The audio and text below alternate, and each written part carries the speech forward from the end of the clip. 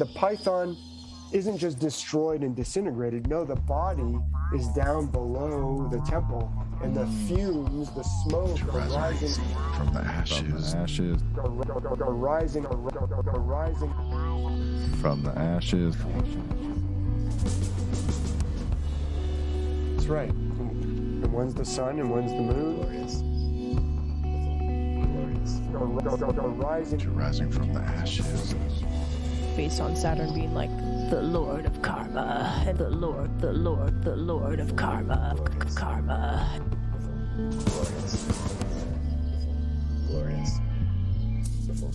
Glorious.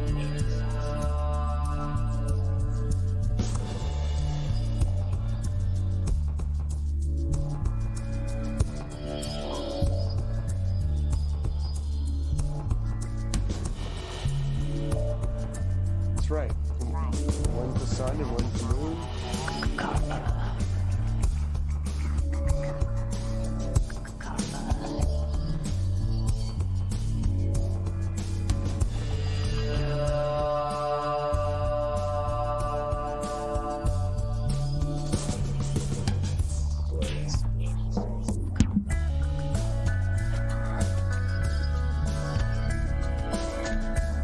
Saturn being like The python.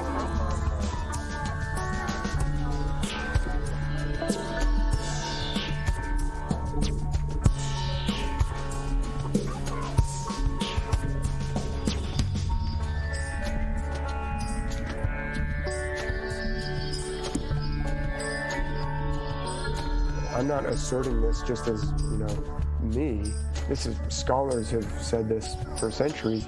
Hello comes from Helios, and El is a form of Helios, or Baal it's the same God that in the Bible is, the God of the Bible is associated with the same constellation as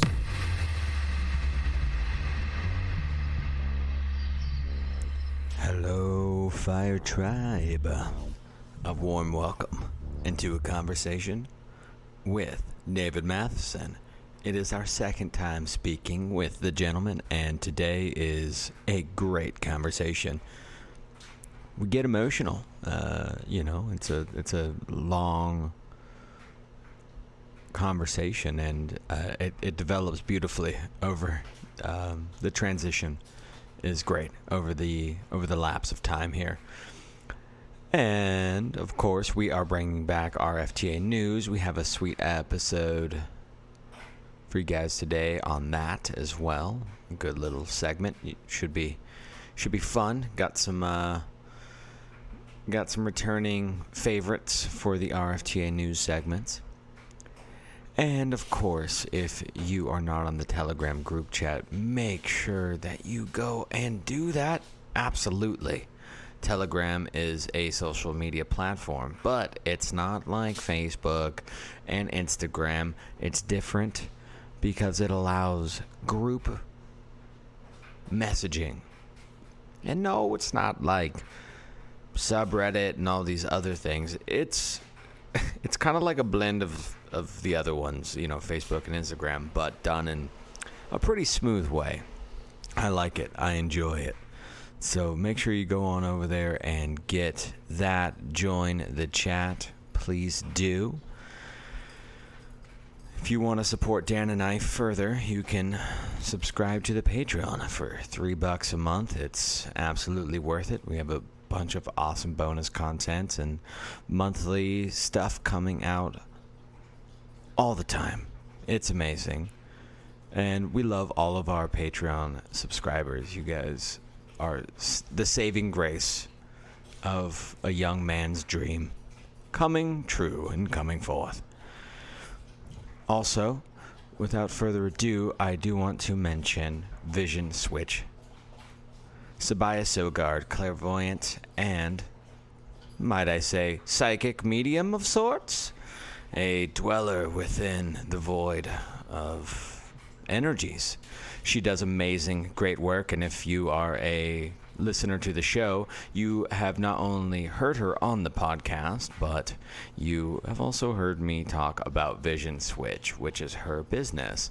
And she is being such an awesome human that she is allowing anybody from the Fire Tribe community to get a great discount at some past life readings, at energy healings, energy readings, and so much more. You can go and click the website link down in the description and see further details. Just give her contact and let her know that you're from the Fire Tribe, and bada bing, bada boom, dealios, friends. Well, I'm not going to hold you much longer. Oh, wait.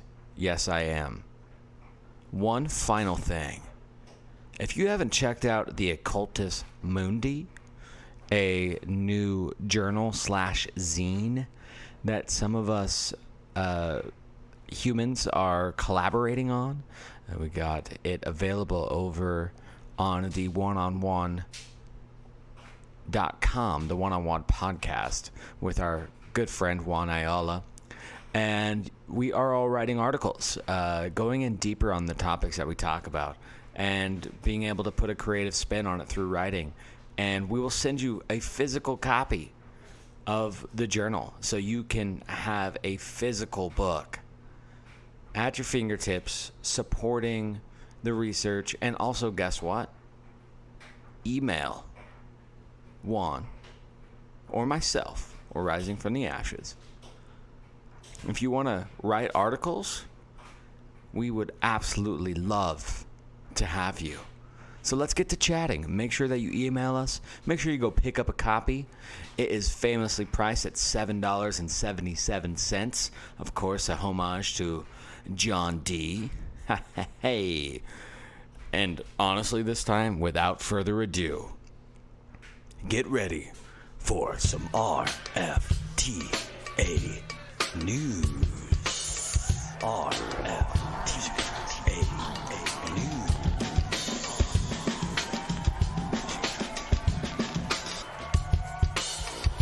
I'm the boss. No, I am the boss. Listen to Daddy Dan. I am the boss. I'm the boss. No, I am the boss. Jesus Christ, you guys. You take over everything like chlamydia. So, if you guys are listening to this episode, it's probably the month of October officially, and we have found ourselves in a new zodiac transit, and we have here with us our most amazing friend, the gravy connoisseur of things celestial. And so, what's going on, dude? Can you tell us a little bit? Give us some star gravy. Yeah, Just cooking up gravy in the celestial pot. Oh, what's up? Yeah, Let's wrap this whole interview. Oh no, I wasn't prepared for that. I mean, that's very appropriate for Libra. I'm not gonna lie. Okay, well, so first of all, the ingress of Sun into Libra happened on the 22nd. All right, so we're already partway through Libra at the time of recording, and when this comes out, we'll already be in the thick of it. But I just want to spend just a couple minutes to talk about that particular moment, the equinox moment, because it carries the energy forward for the next 6 months, right? So it's actually significant. It's not just this month that ingress chart affects, it's going to carry forward. There was something really special that happened at the moment of equinox. So I'm sure everybody's aware that we're in a Mercury retrograde cycle right now. And Ain't the only thing in retrograde. Yeah, exactly. Basically everything is just about. But anyway, so there's this moment in the retrograde cycle where the planet that's in retrograde conjuncts the sun exactly. It's called a cazimi. And it's either an interior or an exterior conjunction, meaning in between the sun and earth or on the other side of the earth. This one in particular, hey? Now you can see me. Now you don't.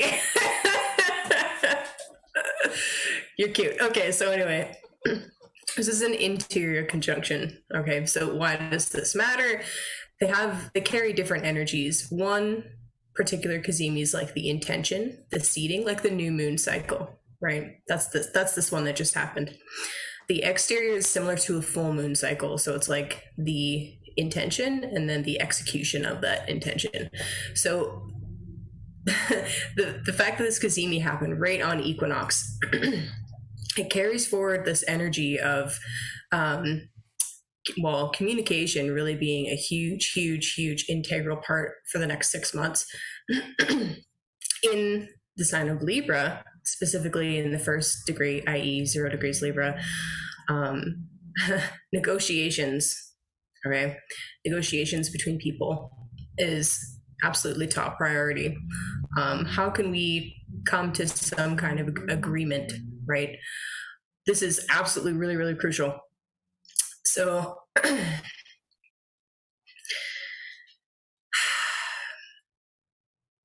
it's going to be really important for us, just like as a collective, as a group, WUSA, exactly, as family units, as friends, as lovers, as partners, to really be trying to understand and look at both sides of situations and come together rather than othering people, even if they have been in the wrong in the past, right? There'll be opportunities, I think, for moments of trying to come to understanding, or at the very least, hopefully, we can find those moments and help facilitate those moments so that, we put out an energy of peace rather than an energy of war, right? Because I'm sure everybody is aware that there is absolutely conflict happening, right? And fomenting in various places around the globe, or plane, whatever your view of the Earth shape happens to be. So I think it's really, I can't emphasize that enough as we're coming into Libra season and as we're coming into eclipse season next month, which we'll talk about later, like next month, that we try to find moments where we can really negotiate and come to some kind of compromise, where it's possible, right? It's not going to be possible in every situation, obviously. But anyway, so on the 25th, we had the new moon in Libra. It's literally 3 days after the Libra ingress, so the equinox, which was really beautiful. So that already happened.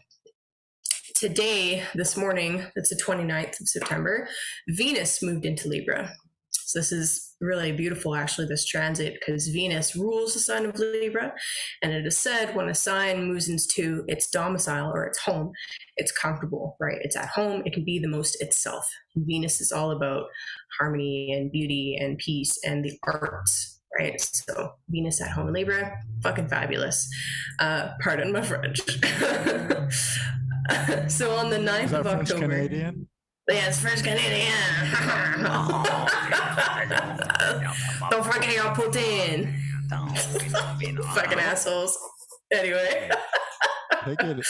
Take it easy on my Putin. So on the 9th of October is our full moon, okay? So it's the full moon in Aries, right? So sun in Libra, moon in Aries. So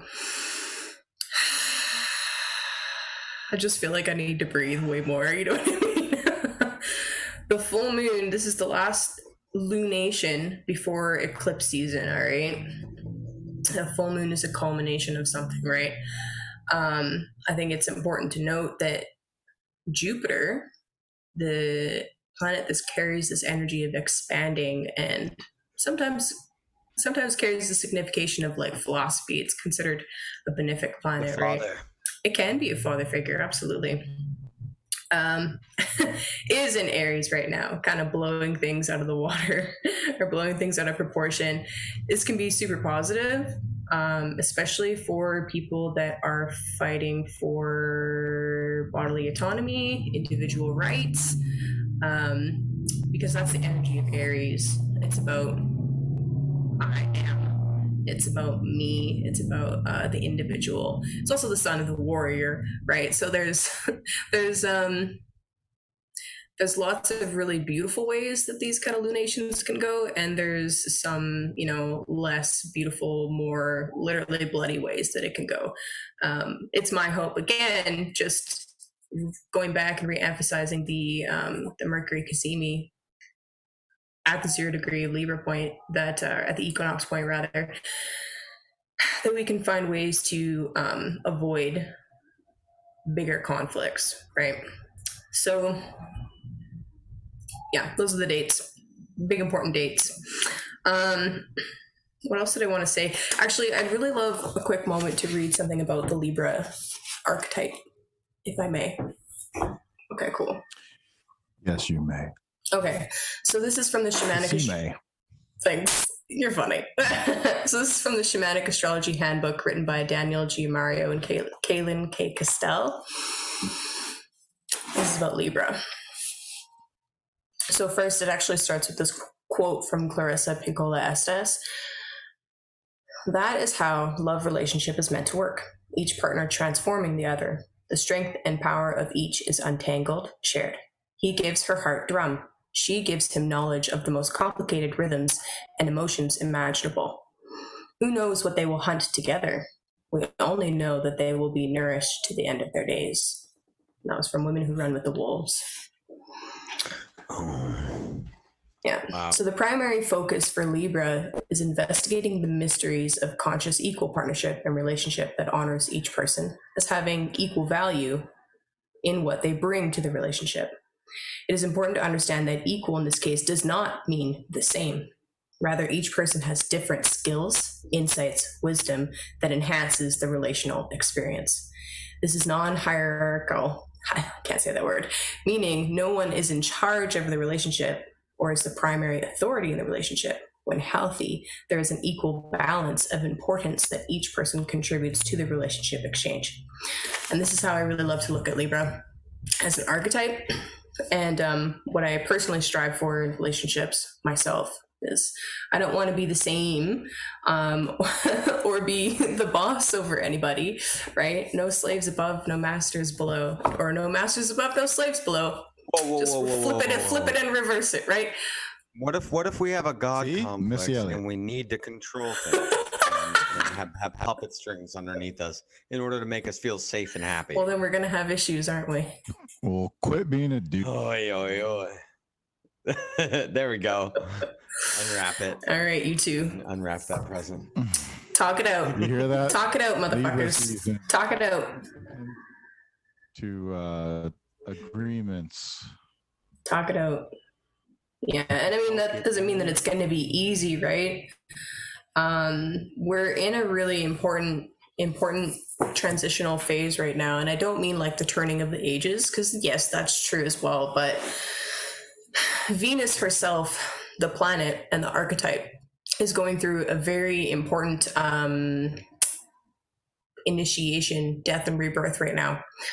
So in Babylonian astrology, ancient astrology, and Hellenistic astrology, they paid a lot of attention to the phase of a planet in relation to the sun. So whether the planet was at its maximum elongation and the farthest away from the sun, whether it was stationing and standing still in the sky, whether it was moving retrograde, whether it was joining up with the sun, right? That's why I mentioned the Cassini with Mercury, or whether it was behind the sun. And Venus has a very beautiful pattern that she makes in the sky, right? We all know about the 5-pointed pentagram shape, right? All of that beautiful stuff. And right now, Venus is quote unquote under the beams of the sun, meaning she's invisible to us. We can't see her anymore because she's going behind the sun. So quite literally, it is said that she's diving into the heart of the sun, and because she's old, right, she needs to be reborn. It's like the crone phase. So she's going into the beams of the sun to be reborn as a morning star. The morning. But anyway, this will tie into some other cycles that we can talk about later, but there could be. The oldest story that we have that talks about this cycle in particular is Inanna going down into the underworld to see her sister Eshkol. So people can look that up. And yeah, absolutely. There's anytime we're talking about death and rebirth, there's definitely Phoenix symbolism. But anyway, it's an important phase that we're going through right now, and there's a lot more to say about it, in particular about this 5-pointed pentagram star that Venus makes, and one of those points is moving from Scorpio into Libra. It's the first time that it'll be in Libra in our lifetimes, so it's a big deal. What are the 5 I points encourage at people the- to look into that some more. What are the 5 points at the Venus That it's making flower? right now? Well, what are the 5 points that the flower itself touches and lands on? Like, is there specific areas that it focuses on? So yeah. So right now, presently, one of the points is in Capricorn. One of the points is in Gemini. One of the points is in Leo. One of the points is in Scorpio, and I'm missing one. Capricorn, Gemini, Leo. I'm missing one, and Scorpio. So it's making this 5-point shape. It's escaping me right now. Over Yeah, time? so it's making this 5-pointed shape, right? So these are the conjunctions that the sun makes with the Venus makes with the sun, right? It makes this 5-pointed star, and it slowly precesses through the zodiac very, very slowly over time, because it's not a perfect 5-pointed star. It's off by like just a couple of degrees.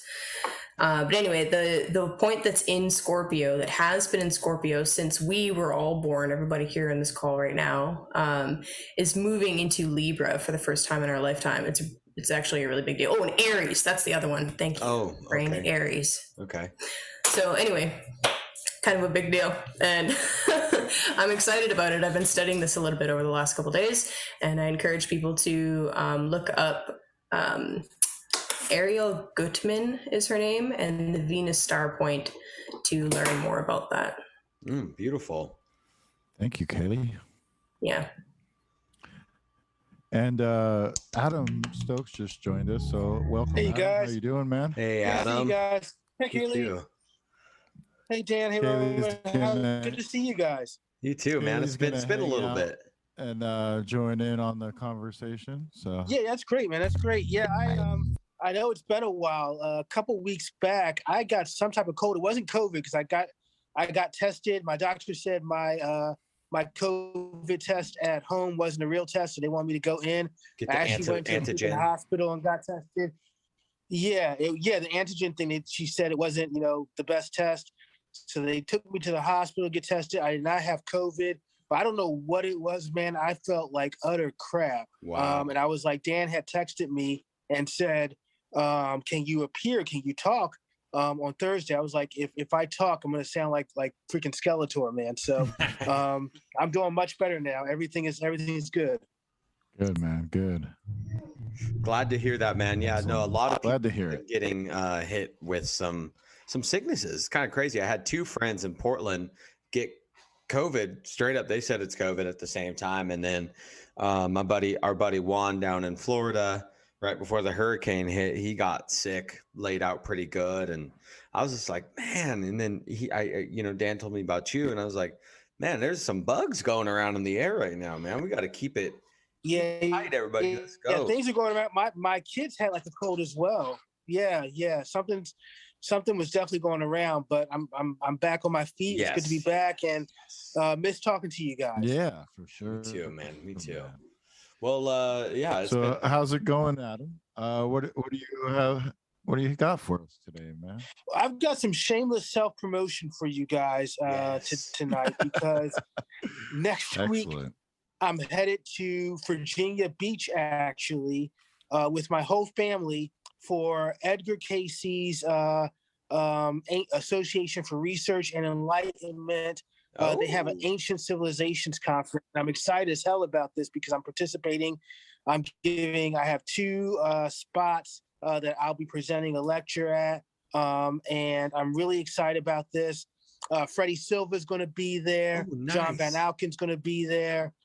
So some people who have done really serious research on ancient civilizations, kind of presenting an alternative. And of course, in my view, a more accurate view of what ancient civilizations were like are going to be there.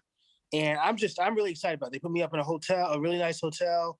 I was at Virginia Beach with my family like 5 years ago. So it'll be nice to be back there. We visited the Association of Research and Enlightenment when we were there 5 years ago. So it'll be really cool to be back. You guys ever been there before? It's a really cool place. I mean, I've never even heard of the Edgar Casey Research Facility. That sounds something I'm going to look into. They have all of his psychic readings. Now, the library, I was really pissed off about this when I was there 5 years ago. The library was closed under construction, but they have all of his psychic readings, basically detailed records of all of his psychic readings, everything that he talked about. He talks a lot about ancient civilizations, Atlantis, Lemuria, and I'm going to be touching on some of that stuff in my lecture. So my lecture is mainly on North American mounds, surprise, surprise, and basically how we kind of have this negative cosmic energy in some of these mounds and how this ties into some of the Casey readings, because Casey talks about when Atlantis was destroyed, the sons of Belial mixing with the Israelites and coming over to what is now the Americas. And kind of bringing some negative energy with them. And I argue that some of the mounds, not all the mounds, a lot of the mounds have a peaceful purpose. They're temple sites, they're Israelite temple sites, but some of the mounds have kind of a more sinister and nefarious purpose, especially mounds such as the Serpent Mound. And I argue that there's kind of a Gnostic, evil Gnostic. I don't think Gnostics are evil. I love Gnostics, but within the Gnostics, a sect of evil Gnostics who I think influence kind of the spirituality and the type of rituals that we get at the Serpent Mound. So if you want to take a long drive to Virginia Beach, it will be streamed, so you can watch it. You can watch it as well. Is there tickets? How much are the ticket prices for stream? Oh, the tickets are too darn. The tickets are expensive, man. It's like a couple $100. Oh wow! So, yeah. Heavy scholarship too, right? Like there's a lot of scholars that are going to be there. Heavy. Yeah, man, it's heavy. I'm a little bit intimidated. They did a whole. I did a podcast for the Association of Research and Enlightenment. So I'm a little bit intimidated. They're wonderful people, awesome people. They have so many resources, Roman and Dan, with ancient civilization. They've been doing this stuff for years. They've had Eric von Däniken come. Wow. They've had all like the big heavy hitters. Eric von Däniken. So I'm honored. I'm absolutely honored to be a part of this, but I'm also like intimidated as hell. Hell yeah, that's exciting. Good for you. Yeah, I'm looking forward to it. I think that positive and negative energy goes for all things, though, right? There's positive and negative Christians, Catholics, exactly, Satanists, even Gnostics, wizards, whatever it is, you name it. Esoteric people, like Crowley, not so much a good guy, but that I think that kind of idea goes that dualism that's built into the world. It's that dualism that you guys talk about, the Kelseys talked about, that good and evil, as they say in that one of my favorite movies, Excalibur. There's never one without the other. So go figure. Yeah, I just went to the Toltec Mounds in Arkansas over the weekend, and so I kind of had some questions for you today, and that is, like, are all the mounds presumed to be like burials? Because it seems like in this area they were basically saying that they were burial sites with the mounds. Yeah, but it seems like they'd be a lot more than just burial sites. Why would you bury bodies in such big, enormous mounds and right in the place where you live? What is the aspects to it? Is there certain like magic aspects to it? Like, where's the shaman like chilling on top and getting the energy from the ancestors, or what was kind of going on in that space? Yeah, what I like to say is that not all mounds are created equal. So some mounds were specifically burial mounds. I believe the Adena did burial, the Hopewell less so. But some mounds are just effigy mounds, and some mounds are just kind of astrology mounds, aligned with the stars, aligned with the planets. And they had specific kind of purposes of transporting people both to the afterlife and bringing them from, I guess, what's the word I'm looking for? Kind of pre-existence, I would say, into this life. So they kind of served as a doorway both out of this life and into this life. So there's a lot of stuff going on with the mounds. They served multiple purposes. Some of them had purposes on top of purposes. So, for example, a lot of the Hopewell mounds are temple mounds, but they're also burial mounds because the wealthy people, the wealthy aristocracy wanted to be buried in the most, going to your point about, these being sacred sites, spiritual sites, they wanted to be buried in the most sacred place because they thought that was the door to get them to the afterlife. So a lot of stuff going on there. Yeah, do you have any pictures of the mounds in Arkansas? Yeah, I do. They look like big dirt hills. I mean, nothing. Those are pretty spectacular. cool mounds. Yeah. It looked like they were kind of, there's like weeds growing out of the top. They weren't like nice and pristine looking condition. I'm sure they probably would have looked different, 1,000 years ago or so. It's kind of a shame. Just look Some like states, big grassy weed field hills. Yeah, it depends on the state. Some states take care of their mounds really well. So I was in this past August. I was in Moundsville, West Virginia, and the Grave Creek Mound. They preserve that great. There's a whole museum there. And then other mounds, you go to Delaware, and it's just like nobody gives a damn about these things. Like it's all overgrown and everything, and it's really kind of a shame. So the management of the mounds, unfortunately, differs from state to state. I'd like to see, one of my own kind of pet peeves is more a concern for conservation of these mounds and really kind of restoring them to their full glory. If you look at the Grave Creek Mound, again, if you looked at that 100 years ago, it was all just like weeds and grass and overgrown and stuff. And the state of West Virginia, shout out to them, really took a lot of care and effort to preserve it and to bring it back to its full glory. And it looks glorious and looks beautiful now. Yeah. I mean, the park itself was pretty nice. It looked like they kept the grass down for the most part, but the mounds, it almost seems like they didn't want to disturb anything with it or mess or with it. emphasize maybe that the mounds are that's how I felt with Delaware. Like there was a whole park, there's a whole Cape Park, Cape Chinolan or something that I took the kids to. The park was gorgeous. They have a whole little section because it was basically bunkers during World War II. So they have a whole section there. The park is gorgeous, but where the mound is actually at is like overgrown. There's like a playground next to it, but nobody knows this is an ancient mound and that this is really important. The only way you would know about this mound is reading Greg Little's book about Native American mounds. So wow. I think Roman, you hit it on the head. They don't want people to know. And that goes down a whole nother rabbit hole. I'm not going to get into that tonight. Yeah. I mean, you could. So the conference. I think a lot of this, the lack of maintenance, I think, it goes back to this agenda. We talked about it before with the Smithsonian and with kind of how American academia was geared towards just hushing up any of the history of, pre-Columbia America and the Native American peoples. Yeah.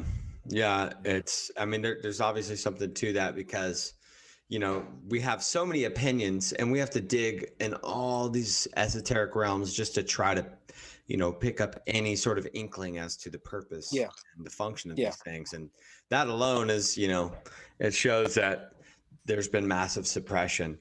But there's a lot of good people like yourself, Greg Little, so on and so forth, that are doing the good work to crack those codes and crack those ciphers. Yeah. At these particular mounds, they said that the Toltec they just call them Toltec. They actually have another different name. They said they called them the Toltec because they just associated it with the Toltec people from Mexico, but they're actually called like the Playa something people. And basically they were saying that like they had came there later and then they disappeared or left. It almost seemed like maybe they built it or maybe it was already there. Do you think like all of these mounds were built by Native Americans, or were they possibly built by previous cultures that existed before, like around, the AD time period? The answer to that, Dan, I would say both. So you have the mound builders, the Hopewell Nadina, who seem to be a separate culture from the Native Americans, and then they interact with the Native Americans. The Native Americans build their own mounds and their own places. Greatest example of that is Cahokia in Illinois, which is a massive, huge mound site, but it dates late. It dates to around the 10th century CE, 10th century AD, and it seems to be an imitation of the earlier mounds of the mound builders, the Hopewell Nadina. When I use the term mound builders, I always refer to the Hopewell Nadina, but there are mounds being built after that in imitation and under the influence of the mound builders who themselves die out. Yeah, that's interesting.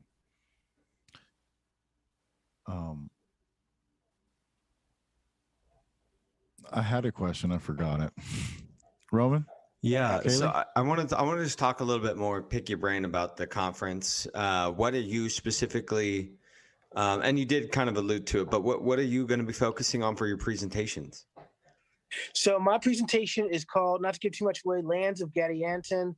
It's looking at the Native American mounds and kind of the correlation between what we find in them archaeologically, what's mentioned in the Book of Mormon, surprise, surprise, and in the Edgar Cayce reading. So it's kind of this this correlation between all of those things. Did Edgar Cayce go into the mound building cultures in his readings? Did he have some of those? Yes, he says, very explicitly. He says that the mounds come from both Israelites and he has a really interesting, funky date for the Israelites coming here. He says they came to America as early as 3000 BCE. But he also says that the descendants of Atlantis also came over here and built these mounds. And he has a connection between Atlantis and Egypt.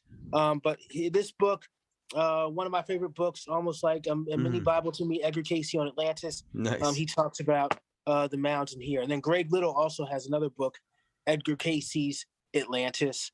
So this is Edgar Cayce on Atlantis. Greg Little's book is Edgar Cayce's Atlantis, and he talks some more about that as well. Oh, wow.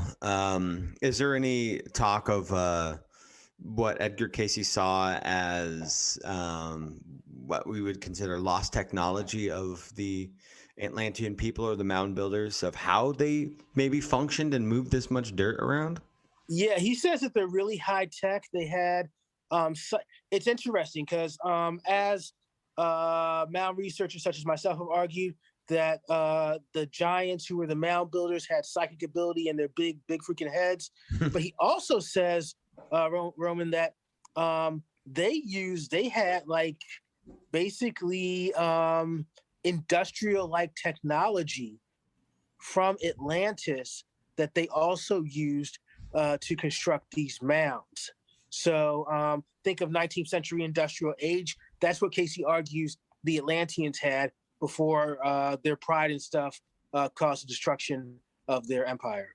Oy, the pride, the conundrum of the pride and ego. Story of world history. Right? Yeah, exactly. Just always constantly been at wits' ends with each other. It's so interesting. Wow. Well, that's going to be fascinating. Does that have anything to do with lions? With what?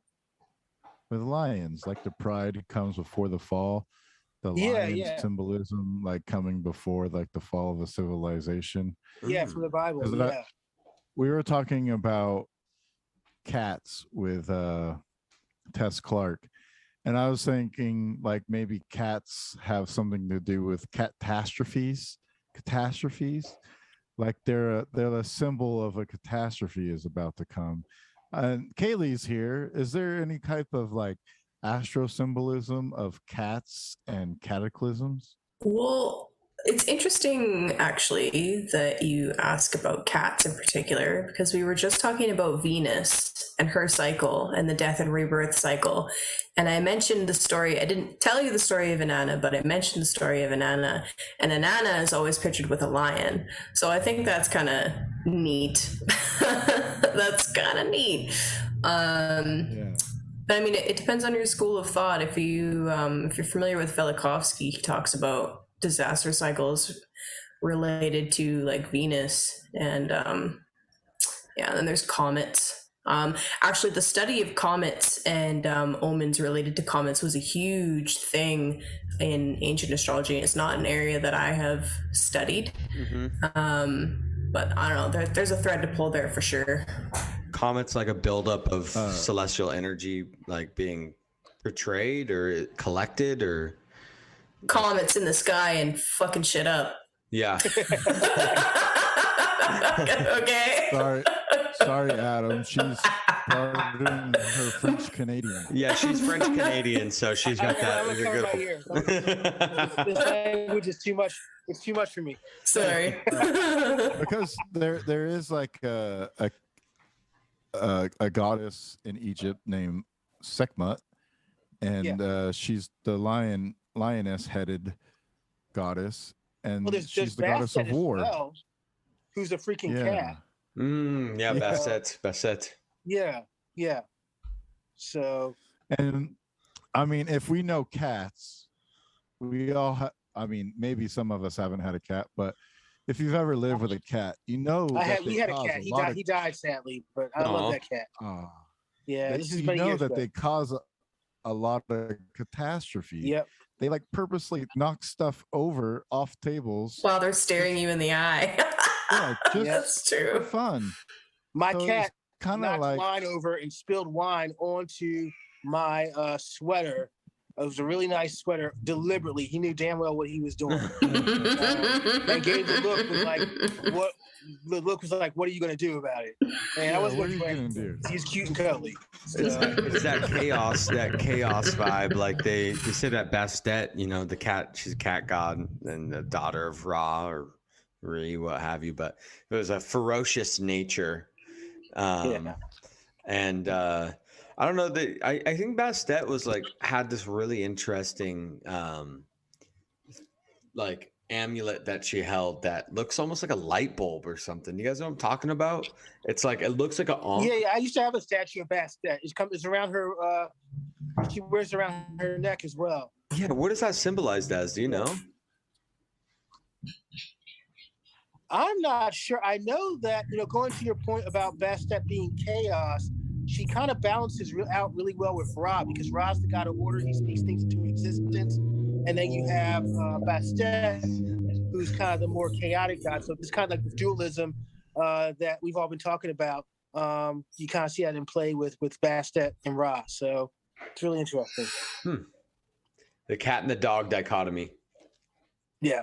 Mooncat and sundog. Mooncat, sundog, straight up. Absolutely. Oh. Interesting.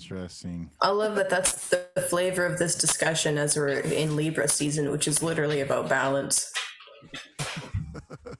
That's really cool, actually. It always aligns. Yeah.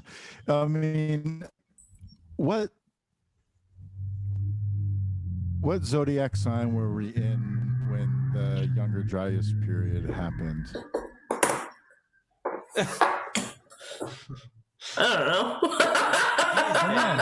That's a great question. Yeah. That takes a little bit of extra research home. What were the majority of the animals' statues made of? I don't know. Were they all cows? Probably Taurus. Were they lions? Probably Leo. I don't know. That is a great question, though. We could research that. Look that up. Do some research on that. Yeah. Right. We could research that. It's one thing to get into astrology and understand what's happening in the current movements, but to like look up ancient astrology, well, there's something to that. Yeah. Beautiful. That deserves further reading. I outlined it all in some notes, and if I can find those notes, because I kind of listed all of the different eras according to zodiac in like a 2,500 year cycle, which isn't exactly right, but nobody apparently knows how long those cycles are. So I just kind of guessed at that, and I'll figure it out one day. I can't find it right now, but Cool. Interesting. If you could figure that out, that'd be kind of cool. it would be interesting it's- if it happened in the age of Leo, though. You know what I mean? That would be cool. I mean, what we're told and what we've I do have it. figured So is that every 72 years it moves 1 degree, right? So if there's 30 degrees in a sign, then it's supposed to be 2,160 years. If that is actually what it is, you know what I mean? And not just created later and Yeah. told us that's what it is. Yeah, and how are the stars being measured? That's my other question, because the constellations are not each 30 degrees. The signs are, but the constellations are not. For example, Aries is only this big and Virgo's like this fucking big. So yeah, I did. I have some questions about that. I did 2,800 years as a cycle. Is that bad? Is that kind of accurate or not? It's different from the number that I got from the math, but again, how is the cycle being measured, right? Where does start and end? Mm-hmm. Like what constitutes beginning and ending, right? Yeah, I measured it from 180 to 2,800 AD, and then I started going backwards from 1 BC to 2,800 BC. And Leo falls at 11,200 BC to 14,000. And then Cancer would be 8,400 BC to 11,200 BC, which would be the time period of the younger Dryas. So Leo would have happened before the fall if the fall was in Cancer. Interesting. Right before the fall, the catastrophe. Cats. I'm telling you, there's something to. He's running with it. He's running with it. Yeah. We'll Well, you know about toxoplasmosis, right? Oh, you don't know about toxoplasmosis? cat. It's the parasite. It's the parasite that cats carry. So cats carry a parasite. It's called toxoplasmosis. It's a worm. And if you are infected with toxoplasmosis, your ability to assess risk kind of goes down. You become reckless. And when mice get infected with toxoplasmosis, they become less afraid of the cat. So then the cat, it's easier prey for the cat, essentially. It's kind of Good cool. times. Interesting. Yep. I think I heard of that before. We had to deworm my cat. I guess it was for that. So they like gave him a drug. They gave him a shot, and then like he pooped stuff. It was kind of gross. He pooped stuff out. Yeah. I love that cat. I know cats are full of chaos. I definitely think there's a spiritual primordial element to them. But I freaking love cats. Yeah. What was your cat's name, Adam? When I die and go to heaven, there's gonna be a bunch of damn cats all over the place. What was your cat's name? Oliver. Oliver. Yeah. That's cute. I gave him my middle Ollie? name, but yeah. Oh, that's your middle we call name? him Ollie. Yeah. Oh, cool. Cool, man. I am. Kaylee, your stomach's growling again. That's the track stand. I'm sorry. Kaylee, where are you at? I know they're on the West Coast. Where are you at? I'm in Alberta, Canada. Oh, okay. So mountain time. Okay, wow. Yeah. Wow. Yeah, that's why you hear trucks, because it's like rural Alberta and every boy has a truck around here. And it's just, and I say boys, I'm very deliberate in that word choice. Okay. Yeah. All right. Well, what was the name of that conference again, Adam? And Yeah, what were the dates plug it for one more time. Yeah. For the Edgar Casey Association for Research and Enlightenment, the Ancient Mysteries Conference. And what are the dates? The dates are October the 6th to the 6th, 7th to the 9th. Yep. Excellent, man. Oh, so it's like a whole weekend? It's a whole weekend. Yep. So kids are getting off of school Thursday and Friday. I took off. I present on Saturday, but we're going to enjoy the whole kit and cabangle. Nice. Are your Cool. kids into that, or What'd you say? Matter. are your kids into learning? They're about No, that hell stuff, no. or They hate. I drag them. I drag them to every mountain on the East Coast. There's even an article I have with a picture in it, and they look freaking miserable. They hate it. They utterly hate it. One day they might So appreciate it. They're going. I hope. Yeah, they're only going 5 through and 9 the years same old. Okay. Haley, so yeah. No, they hate that stuff. But there'll be some. I'm hoping there'll be some like other activities and stuff they can do in Virginia Beach. So yeah. Cool. Nice. Yeah. Awesome. Well, I'm looking thank forward you, to that. Adam. Hopefully we get to catch some. On the subject Oh. of Libra, before we sign off, Adam, are you still with the mother of your children? Yes. And she's into that stuff, or at least supportive? Not really. Her sign is a Leo, and I'm a Capricorn, which is really funny that we're together. But she's very supportive. Neither my wife or my kids are really into it, so I'm hoping my kids in the future will be kind of into it. That's so funny. Well, I'm glad she's at least supportive, so that's good. Yeah.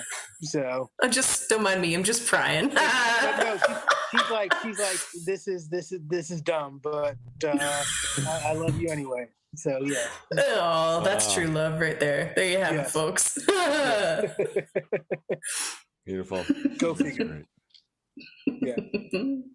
I love it. It also depends on the mound. I've taken my kids to some of the mounds, and like Dan said, they were just like clumps of dirt. And then other mounds are actually really like the Great Creek Mound are actually really impressive. So they're more impressed by the larger mounds. That makes sense. Yeah. They're like, Dad, it's just some fucking dirt. And you're like, come on, it's sacred dirt. Without saying the F word, but yeah, it's basically. I'm like, guys, these are pyramids. They're like, this isn't a freaking pyramid. This is just clumps of dirt. So, yeah, go figure. That's funny. That's funny. All right. Well, thank you very much, Adam, for joining us tonight. And My thank you, pleasure. Great Kaylee. talking to you guys. Yeah, and you. Nice to meet you, Adam. You, Nice to meet you, Kaylee, Kaylee. where? Yep. The best place you can find me right now. The social media that I do have, you can find me at Kaylee Bracana. So I'm on Minds, Gab, and Telegram under that name. I have a YouTube channel, and every Monday I do a live stream show called Moon Day Tarot. You should come check it out and hang out. Absolutely. Check it out, Excellent. y'all. And Adam, you can find on Instagram too at Adam Stokes. If you want to go say hi to him or check out some of his photos. And also Moon Mysteries with Gator and Kaylee. When are you guys doing the next one? Yep. Next episode will be dropped pretty quick here. We're just figuring out artwork, and we have another interview lined up actually for the end of next week that I'm really excited about. So yeah, if you have any really fun moon stories, or you know a thread that we should research, or an author that you'd like us to reach out to, let us know, because that is what we're doing, investigating the mysteries of the moon. Anything and all thing lunar. So even including lunar deities, lunar folklore, lunar songs, lunar poetry, anything moon, slide it on through. Right? Yes, it's fun, and we're always looking for more. So there's so much, and we're trying to give more credit to the moon landing than the discrediting of it.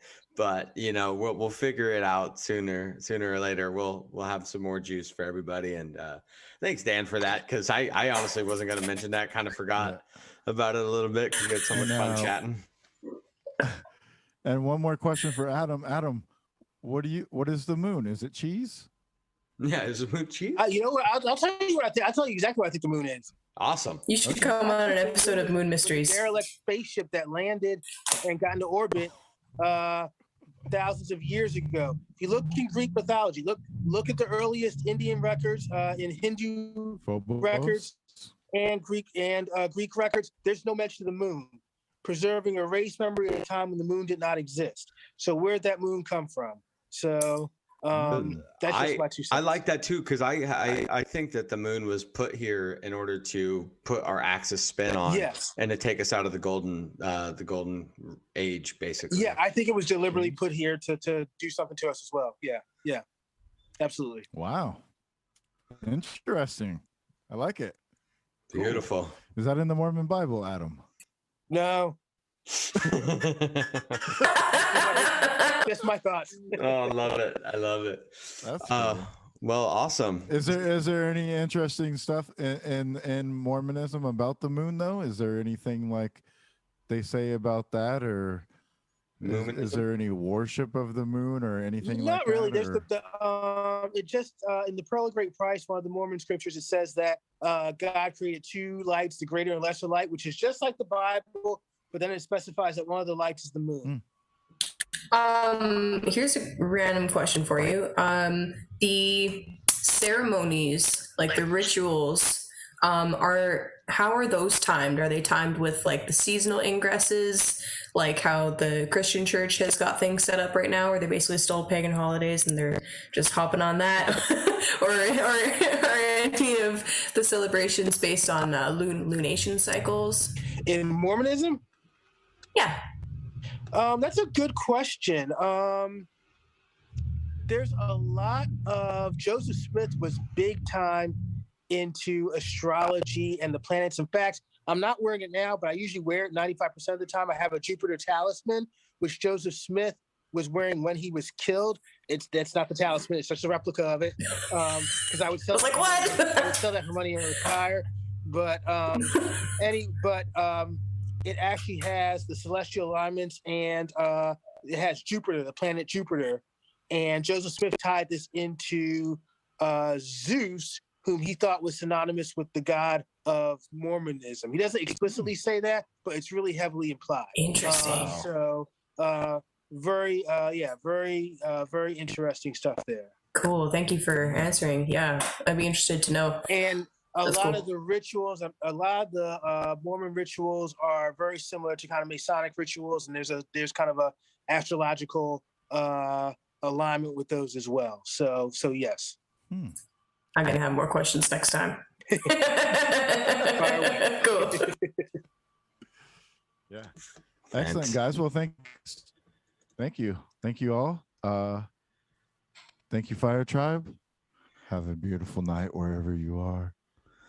And wake up. Wake up. Yeah, wake up. And don't forget to let us know how you like the RFTA news segments on Telegram or an email. Enjoy the interview with David Mathisen.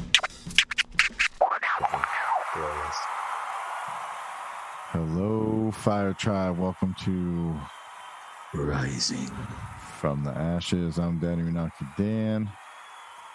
I am the homie Romy. Hello. AKA fantastic. The homie Gator. That's right.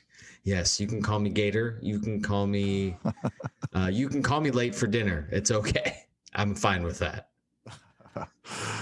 Today on the show, we have returning guest David Mathisen, Star Myth World. How you doing, David? I'm great, Dan and Romy. Great to be back. Thanks for having me. Oh, our pleasure. Yes. Yeah, your episode when it was in the like about almost a year ago, almost 9 months ago, something in that wheelhouse, and your episode, people absolutely loved it. It was just out of nowhere, a bunch of brand new listeners came.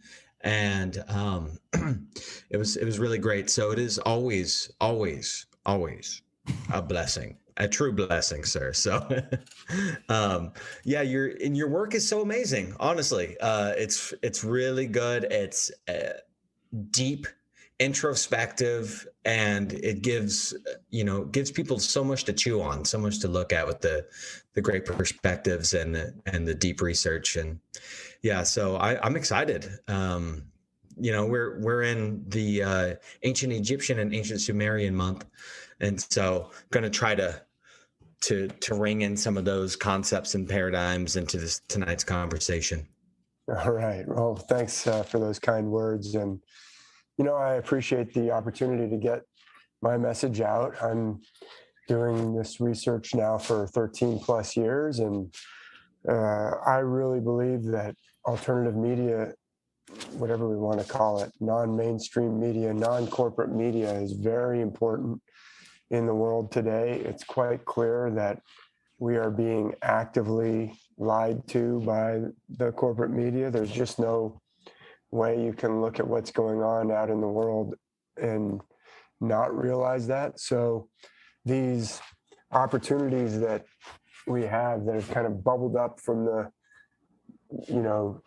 from the people out there, just using the tools that we have available, I believe are really important to, spreading information that maybe would otherwise be, excluded or marginalized. So anyway, I appreciate the opportunity to talk to your listeners. Thanks to everybody who's tuning in, and I'm looking forward to a great conversation. You didn't tell me it was Sumer and Mesopotamia. I've got some Greek myths to show and related to show you. But look, the fact is, I've been talking about the myths of the world. For those who aren't familiar with my work, Let's give people some juice. Give them some backbone.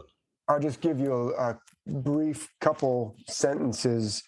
This is the ancient wisdom that is given to every culture around the globe. That it's mysterious where it came from, because it's already present in the most ancient myths that we have written down, which includes the texts from Sumer and Babylon, Sumer being older texts, the Gilgamesh epic in Sumerian, they call him Bilgamesh with a B instead of a G. The Bilgamesh epic, the Inanna texts, talking about the goddess Inanna going down into the underworld. She's a Sumerian goddess. Those stories, which are written down on clay tablets, which were discovered in the 1800s, and like ancient Egyptian, the cuneiform texts had to be deciphered. And it was a really intriguing, adventurous story, the deciphering of cuneiform, just like the deciphering of the ancient Egyptian hieroglyphics is very intriguing. That whole story of like the three basically pretty young scholars in their 20s and 30s that were working on the cuneiform texts. When those texts were discovered and translated, it rocked the world because there were so many parallels with the stories in the Bible that it shocked people. And so these very, very ancient tablets are already exhibiting in their stories this pattern of celestial metaphor that forms the foundation for myths and sacred stories of virtually every culture on the planet, including the Bible. So the stories of the Bible are not necessarily copies of Sumerian or Mesopotamian stories. That's one way that it's kind of interpreted. Oh, these parallels, it must be that the Bible borrows somehow. It's not necessarily that there's borrowing going on, because these patterns are already present in the earliest texts of Mesopotamia, ancient Mesopotamia, already present in the earliest texts of ancient Egypt, already present in the Vedas of ancient India, very ancient traditions preserved in Sanskrit, already present in the myths of ancient China, another ancient civilization, already present in the myths of the ancient Greeks, which, classical Greece was more recent, but there are traditions, including some that I'm referring to in some of the slides that I prepared. We can talk about Mesopotamia and Egypt if you want, but I prepared some visuals. It really doesn't matter what we talk about, because what I am showing is that the world's ancient myths And so far, I've just mentioned Asia, Mesopotamia, Greece, parts of Europe, Egypt, Northern Africa, around the Mediterranean. But cultures of Africa, different cultures of Africa going further down into the further south into Africa, cultures of Australia, their sacred stories, cultures of the Americas, cultures of the Pacific, the Norse myths, all these different traditions that are given and preserved in these different cultures around the world show clear signs of being A, based on celestial metaphor, and B, based on the same system, which is astonishing, surprising, and difficult, well, really impossible to explain under the conventional paradigm, because the conventional paradigm says, no, there's no connection between the stories of ancient Mesopotamia or ancient Greece and the stories of the Maya in Central America, or the stories of the cultures of the Pacific, like the Maui stories. And yet they can be shown to be based on the same system. So that wasn't super short, but that's what I'm showing. And by the way, the stories of the Bible from start to finish, what we call the Bible, are part of this same tradition. They are based on celestial metaphor. So yeah, that's what I'm talking about. So you can see it in any culture. And then once you start seeing the proofs, you can go look at the myths of other cultures and see that this system is operating. Yeah, man. I like the way you said that, because yeah, you can see like from the beginning of each culture, they already had like these myths kind of cemented into their cultural understandings. So it's like, how did they already know about these if their culture was just getting started? Do you think that there was a possibility that they could have all got them from one source place beforehand, or these were traditions passed down maybe before the cataclysm that happened, and then these kind of traditions were just carried out throughout time, and maybe at one point in the past we were all connected a lot more? Yeah, it's a great question, Dan, and I know there's no good answer. The answer is if there was such a tremendous cataclysm, there's just abundant evidence in the geology of our Earth. When you're walking around in the national parks here in North America, or when you go visit different parts of the world, there is abundant evidence that we've had a major cataclysm or catastrophe that is written in the geology. The Grand Canyon does not make sense from a very slow uniformitarian process, the way it's taught. If you go up to a park ranger and ask, how did this get here? They'll say, well, it was millions of years. The river slowly carved this miles wide thing. And if you look on a map, you'll see it carves it right through a massive mountain, basically, this Kaibab Plateau, this huge uplift. Rivers don't just wander up to a giant mountain and then proceed to carve a miles wide canyon through it. They will just go around it, or they don't flow uphill and then carve that thing down. And they don't carve miles wide. And all that dirt has to go somewhere. These are incredible problems. It is clearly catastrophic. If you go to places like Zion Canyon and those slot canyons where we go, those are catastrophic. I was just, before you got on, Romy, Dan was saying, oh, it looks like you're doing some adventures. I was just up at Pinnacles in California, which is nice. One of the most recently created into a national park, but it's a place I used to go my dad took me there when I was 8, 9, or 10 years old. It's been a state park, but national monument. Is there dendritic scarring too around some of these places, which is really highly curious about, like, if there's electrical scarring or some sort of, high heat blast. Now that is some really interesting digs right there. We just released an episode today with this lady, Tess Clark, and she studies a lot of the history of like the astronomical phenomena throughout history and how they might be interpreted in historical text. And with your work looking at the stars and looking at those types of astrotheological points of views, what and then talking about what we're talking about, like fast cataclysmic things, have you come across any major asteroidal impacts in the stories, or any sort of comet impacts or anything like that?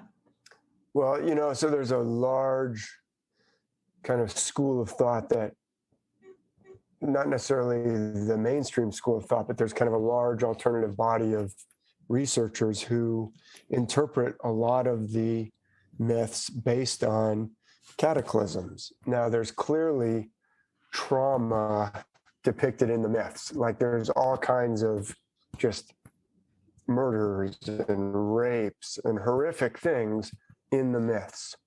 And some researchers, you're mentioning electric scarring.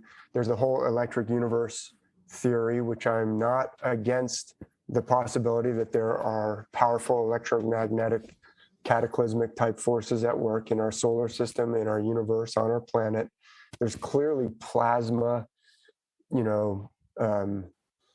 Plasma is a powerful force that is capable of doing catastrophic things.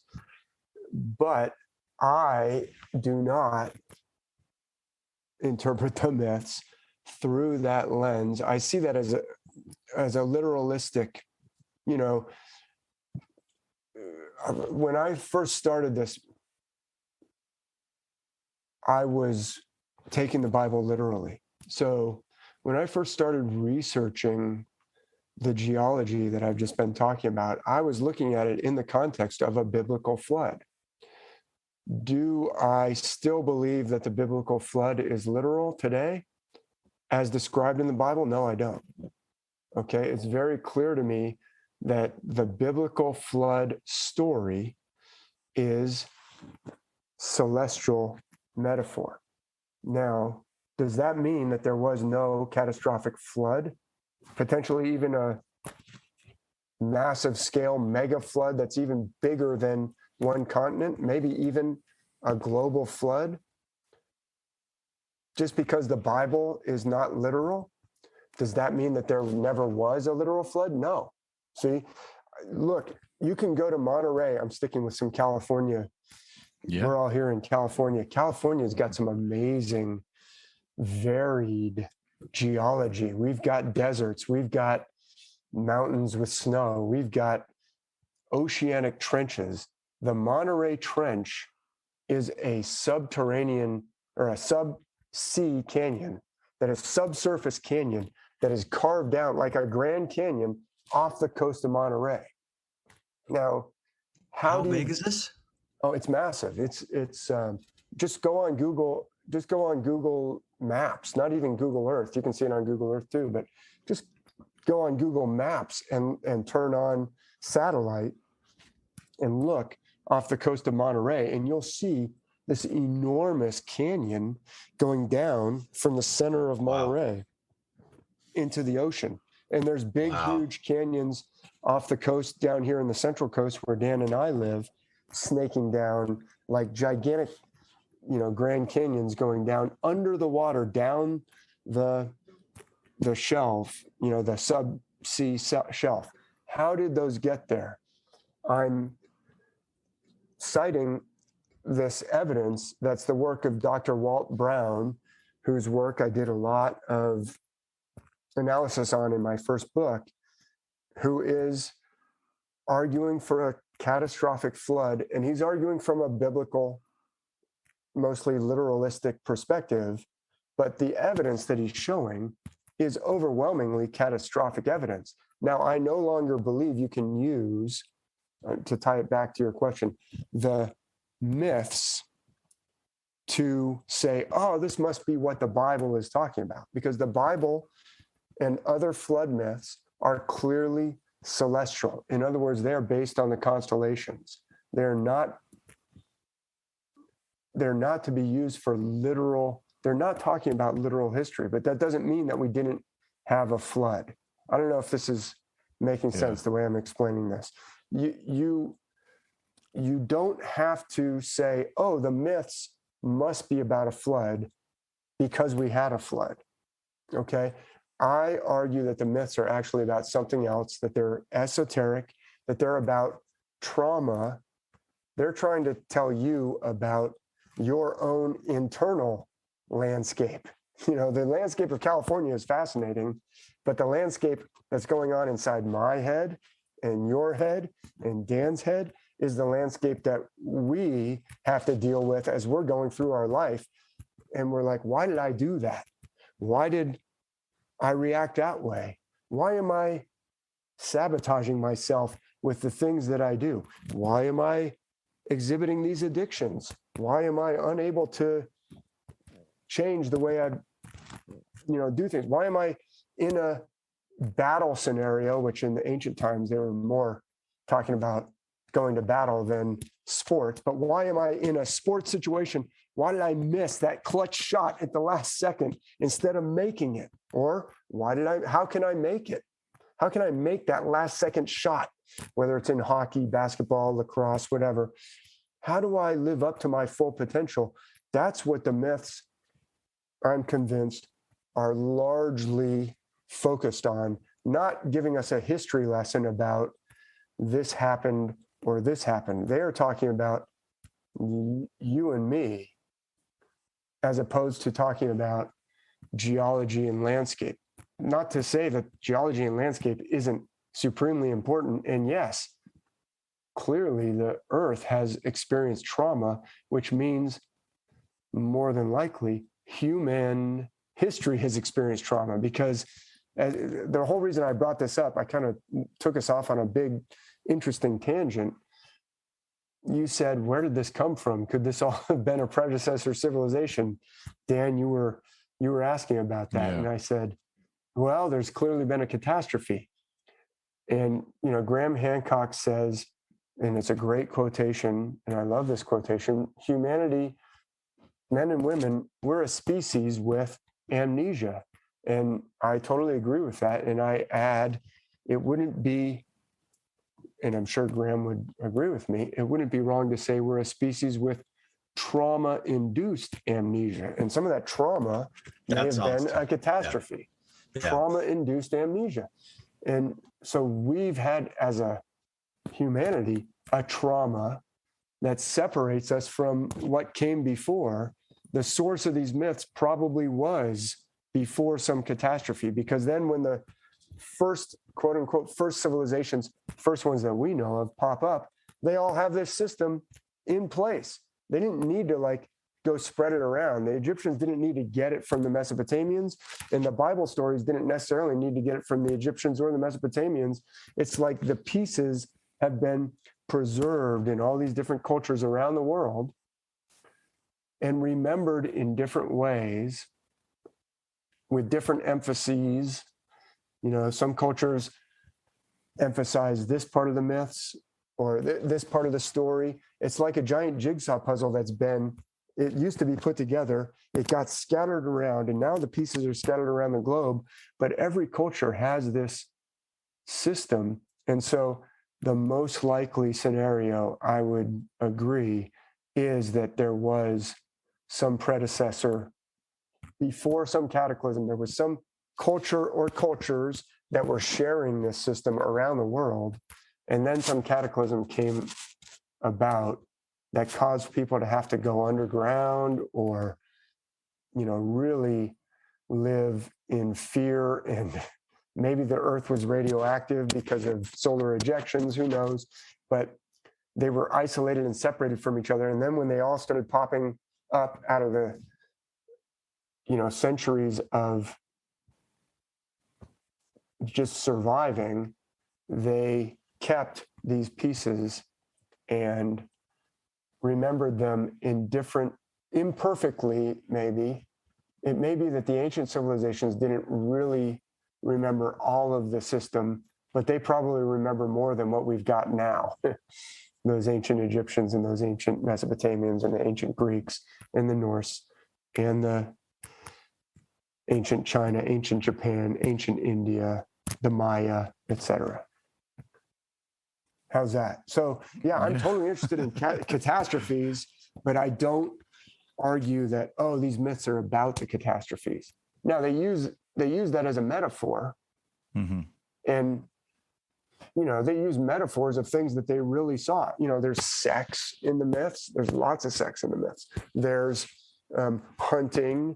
There's jealousies and family feuds. Well, those are all things that we have in humanity. So yeah, they use metaphors, and so they're floods. Yeah, they use those things, but it doesn't necessarily mean that the myths are talking about a literal flood that we can then go to the myths and say, oh yeah, this proves, oh yeah, the flood must have been like this. I think it's two different things. A flood and the myths that are esoteric, using the flood as a metaphor. Is there a good example that you like to give for this kind of brief? Like can you give us a sample of a myth or a story that might be alluding to some of these celestial understandings that you talk about? Yeah. So, and I'll pull up some slides here in a little bit, but since we're on a topic that I wasn't necessarily preparing the visuals on, I'll just kind of describe the Bible flood is a horrifying, it's terrifying. I've just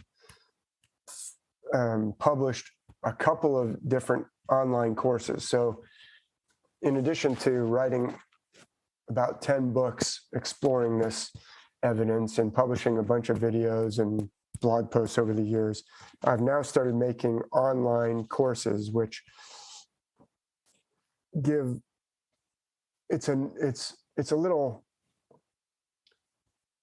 more visual than a book. Even though I put lots of pictures in my books, I can have some animation, I can have some visuals. A book can present a lot more information than a video, and it would take probably 100 hours of video to present everything that's in one 500-page book. But a video, so there's strengths and weaknesses to each one, but the videos, you can really kind of show some animation. You can have the star charts, you can circle things as people are watching. So I've now got 4 online courses, 2 of which are kind of foundational, trying to describe the whole system. Those are Celestial Mechanics and the Myths, and then Recovering Our Deeper Self. And then the most recent 2 are Celestial Bible Tour, Part 1, and Celestial Bible Tour, Part 2. And Part 1 has the flood, and I examine the flood in there. And I go from basically Adam and Eve all the way up through the children of Israel. And then Part 2, I go from Joseph and his brothers. His brothers sell Joseph down to Egypt, into slavery in Egypt. And then Joseph becomes like the right-hand man to Pharaoh, and all these other things happen. And then I go into the Moses story and the Exodus, and all the way up through David and Solomon, the judges, people like Samson. So that's what's Celestial Bible Tours 1 and 2. So Celestial Bible Tour 1, I do go into the flood, and I talk about, this is a horrifying myth. This is like God decides to destroy everything in whose nostrils was the breath of life. We're gonna fill your nostrils up with water and drown you. Ooh, it's terrifying. And in Mesopotamian myth, there is an equally terrifying flood that's described, and it's even in some ways more horrifying than the biblical flood, because the gods are coming. You can almost hear the drums of the angry gods bringing the storm clouds across the earth, and just it's terrifying. And the parallels are very clear between the Mesopotamian myths and the biblical flood account. There's a hint of, well, it's because men and women were being too loud and noisy and disturbing the gods in the Mesopotamian myths. They were being too fruitful and multiplying and keeping the gods awake. And the gods were like, we need to put an end to these annoying men and women down there making so much noise. And in the biblical account, it's not as clear why there's a flood, other than that men and women's inclinations were only evil all the time. And then there's that passage about the sons of men took the daughters of women. But it really just segues right into a flood, and it's terrifying. But in both cases, you've got this, like a powerful wind is coming, and God opens up the floodgates of heaven. And you can see in the constellations themselves, there is a constellation that is almost always associated with a wind, a powerful wind. North wind. The storm, the north wind. That's right. It is the constellation Hercules. So I show this in my online course, and the constellation Hercules looks like a whirlwind in some ways of outlining Hercules. So in the Bible, the God of the Bible, he is a storm god. He's a wind god. He comes to Adam and Eve in the cool of the day after they've eaten the fruit. The text of Genesis says, in the cool of the day. And then there's a footnote that says, well, the actual term is not the cool of the day, it's the wind of the day. And God appears in the wind of the day to Adam and Eve and says, why are you hiding from me? Who told you you were naked? It's a traumatic scene. And in the flood, it's the wind. God causes a wind to make the flood go away. And in the crossing of the Red Sea, God parts the Red Sea by the wind, by the breath of his nostrils. It says it right in the text. So there are clear textual references to specific constellations that are associated with a wind. So the God of the Bible is a storm god. Just like Zeus is. Is there any cross correlation between the God of the Bible and Boreas at all, do you think? Absolutely, yeah. Is that a stretch? Boreas is the north wind that snatches up. Yeah, we talked about, so actually, that's a good segue into some of the slides that I did prepare. Yeah. I don't show Boreas, but in the last time we talked about in Socrates' dialogue, well, it's really Plato's dialogue with his character Socrates talking to his character Phaedrus. Phaedrus says, hey, Socrates, and we talked about this in the last time I was on your channel, isn't this where Boreas, the north wind, snatched up that maiden and carried her away? And Socrates says, Phaedrus, some scholars who just have too much time on their hands, evidently, like to sit around and try and figure out exactly where on the ground this myth took place. But I can't really be troubled with that. And what I argue Plato is really saying is, let me give you a clue. It's not literal. Those people who are trying to tell you, oh, it happened in this river, they're wrong, because it's not a river on earth. It's about something else. And then Socrates says, I can't do what the oracle at Delphi tells me to do if I waste too much time on that kind of worthless, time-wasting speculation. You're looking at it. You're looking at the exoteric, not reading between the lines. Socrates kind of thing. Socrates is correcting Phaedrus and saying it's not exoteric. It's not literal history. It's esoteric. And what's it about? He's hinting what's it about the way he corrects Phaedrus. He says, really what we should be focusing on is what the oracle at Delphi tells us to focus on. And then he says, know thyself. So that's actually, let me just take the opportunity to share my screen. Share the slides. You gotta enable it. So as we're doing that, can I ask a question? Yeah, go for it. As we transition. So it's a fun question that just came up to my head. Is there any Plato to Pluto? Like, I know the vowels are sometimes interchangeable, and his, information that Plato received from his, his family, who had, relationships with specific pharaohs and old Egyptian bloodlines. I'm wondering if that, that's a constellation story also.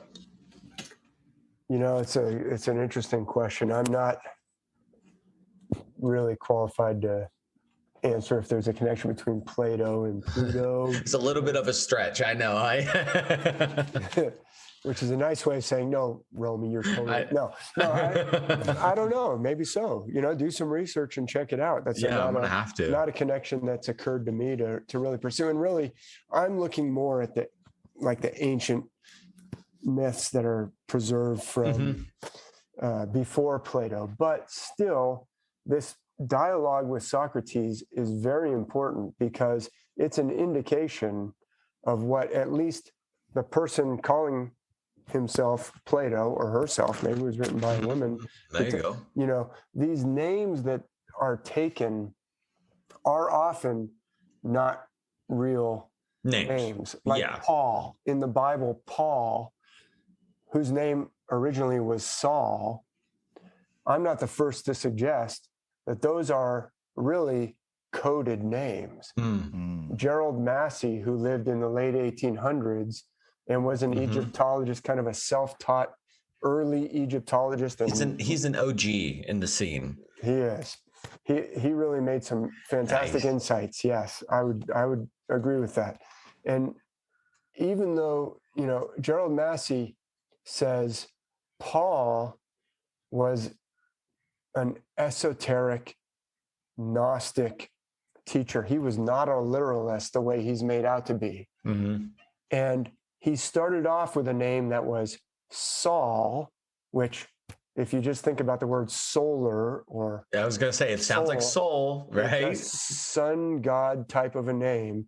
And then he has his name changed to Paul. And Gerald Massey says that's like Apollo.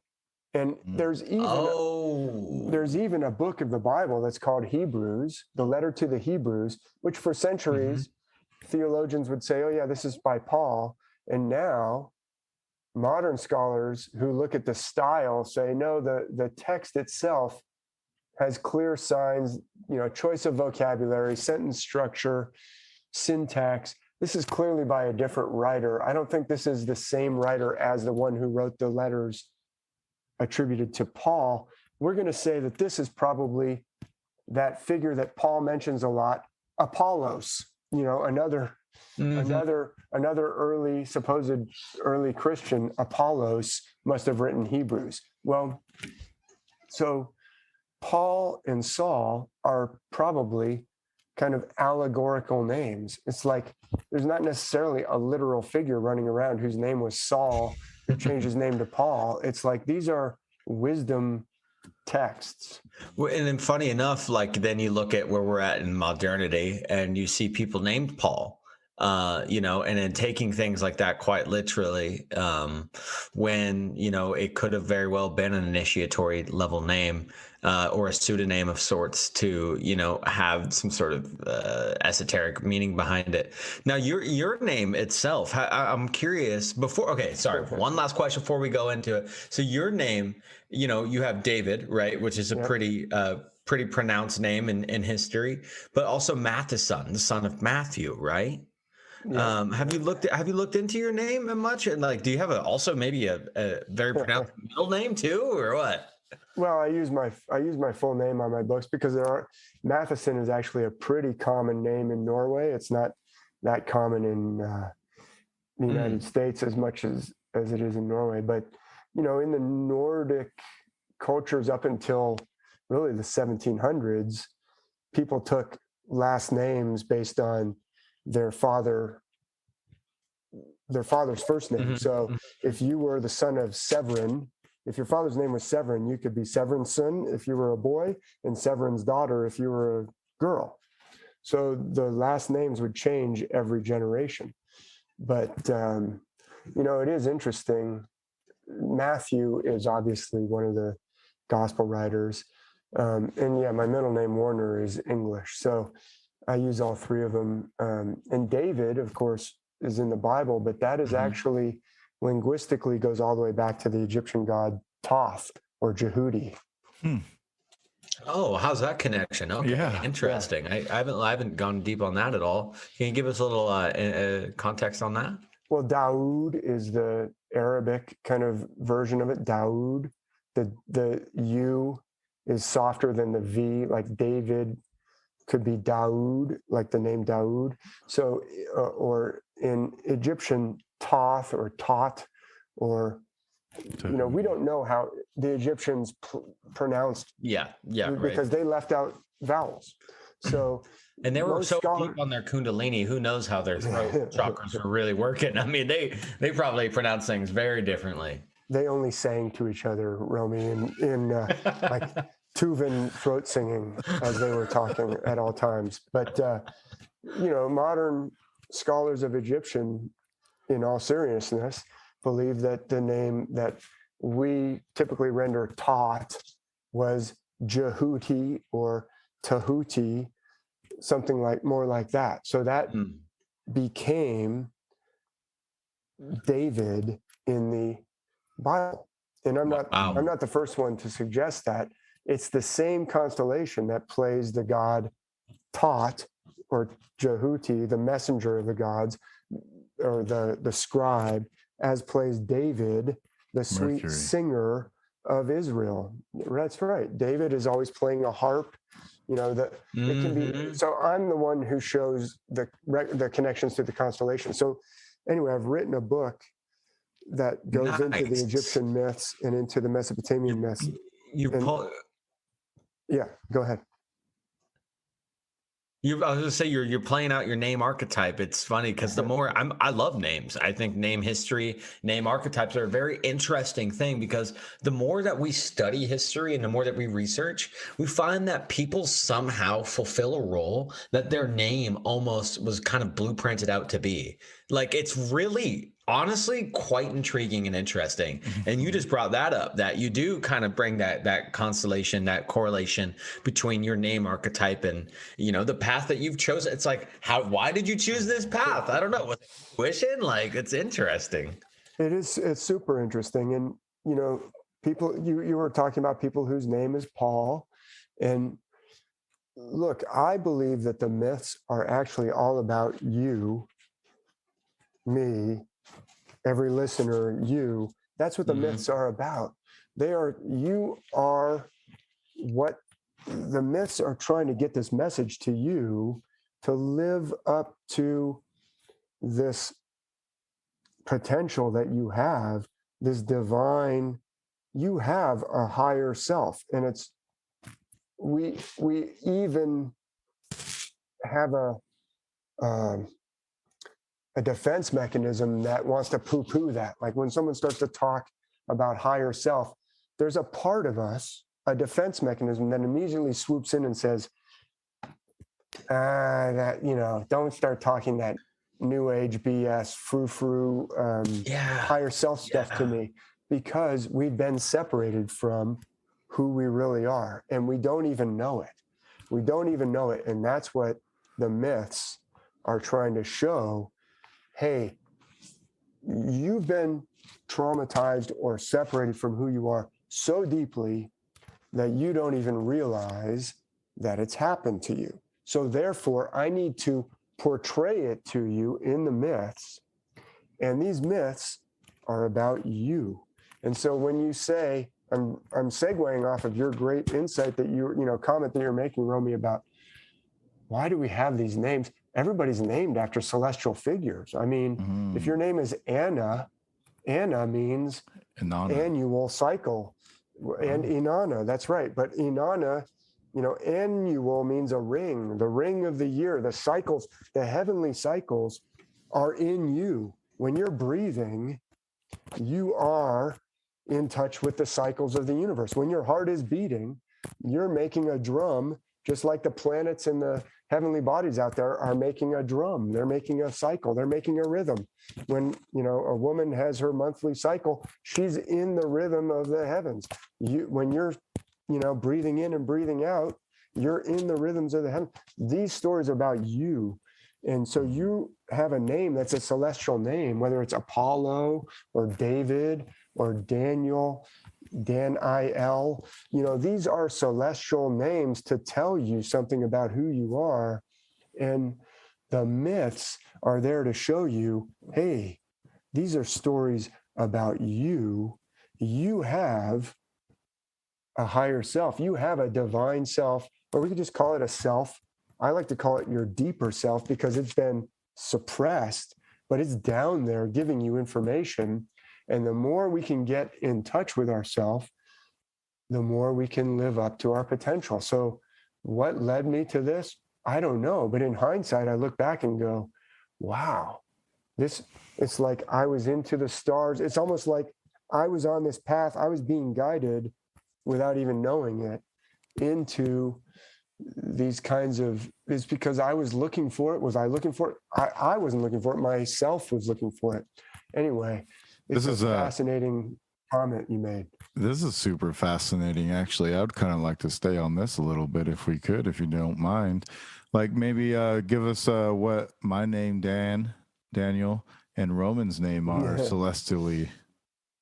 Well, yeah, it's not my area of real expertise, but Dan, of course, is one of the names in the children of Israel. Right. Yeah. But El is a name of God.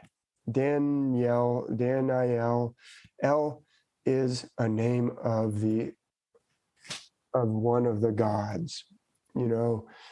Helios in Greece, ancient Greece, is a sun god, Helios. Mm-hmm. And when we say hello to one another, I'm not asserting this just as, me. This is, scholars have said this for centuries. Hello comes from Helios. And El is a form of Helios, or Baal it's the same god that in the Bible is, the God of the Bible is associated with the same constellation as the god Baal or Marduk in ancient Mesopotamia, as the god Zeus or Jove or Zeus Pater, Father Zeus, Jupiter in Greek myths. It's the same storm god, wind god, thunderbolt god, and it's the same god as Thor. And the ancients understood this. I've got some slides that have some Greek myth stuff on them, but when the ancient Romans, like Tacitus, there's this author named Tacitus who wrote about the Germania. He wrote a book about the Germans, and he said, the German tribes, they were basically tribes that the Romans were fighting against. You see it in the movie Gladiator, right? At the beginning, Maximus is up there with the emperor Marcus Aurelius, and they're fighting against the tribes of Germania. And Tacitus says, well, they primarily worship Mercury. Well, the Germans worship Mercury? What are we talking about? They're talking about Odin, but the ancient Romans knew that was the same god as their Hermes or Mercury. And then Tacitus says, but they primarily also, when they go into battle, worship Hercules, or they have a version of Hercules. Well, Hercules is not the same god as Odin. Thor is associated with the constellation Hercules. He has a hammer that's a thunder hammer. Zeus has a lightning bolt that's a thunder lightning bolt. So anyway, El, that god, Ellis, Daniel, is associated with that same god that's associated with Hercules. And it's a thunder god. And Daniel means something to do with God, like the glory of God. I can look it up. I've got somewhere around here, I've got a 1500s copy of the Geneva Bible. And in the back, it's got like the every single name that has Oh, yeah, Like- grab that.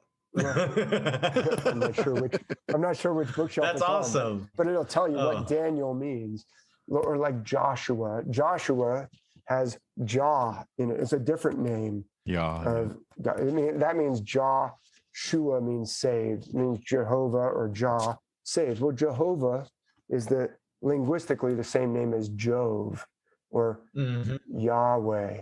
So anyway, in Roman, I mean, obviously it comes from the Romans.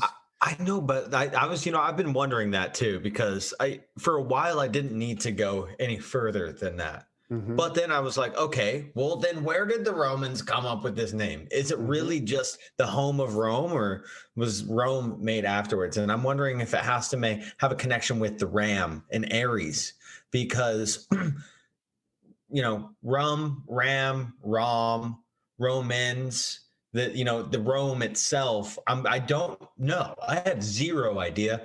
I haven't looked into it much. That's why I have zero idea. But the first thing I come to is Ram.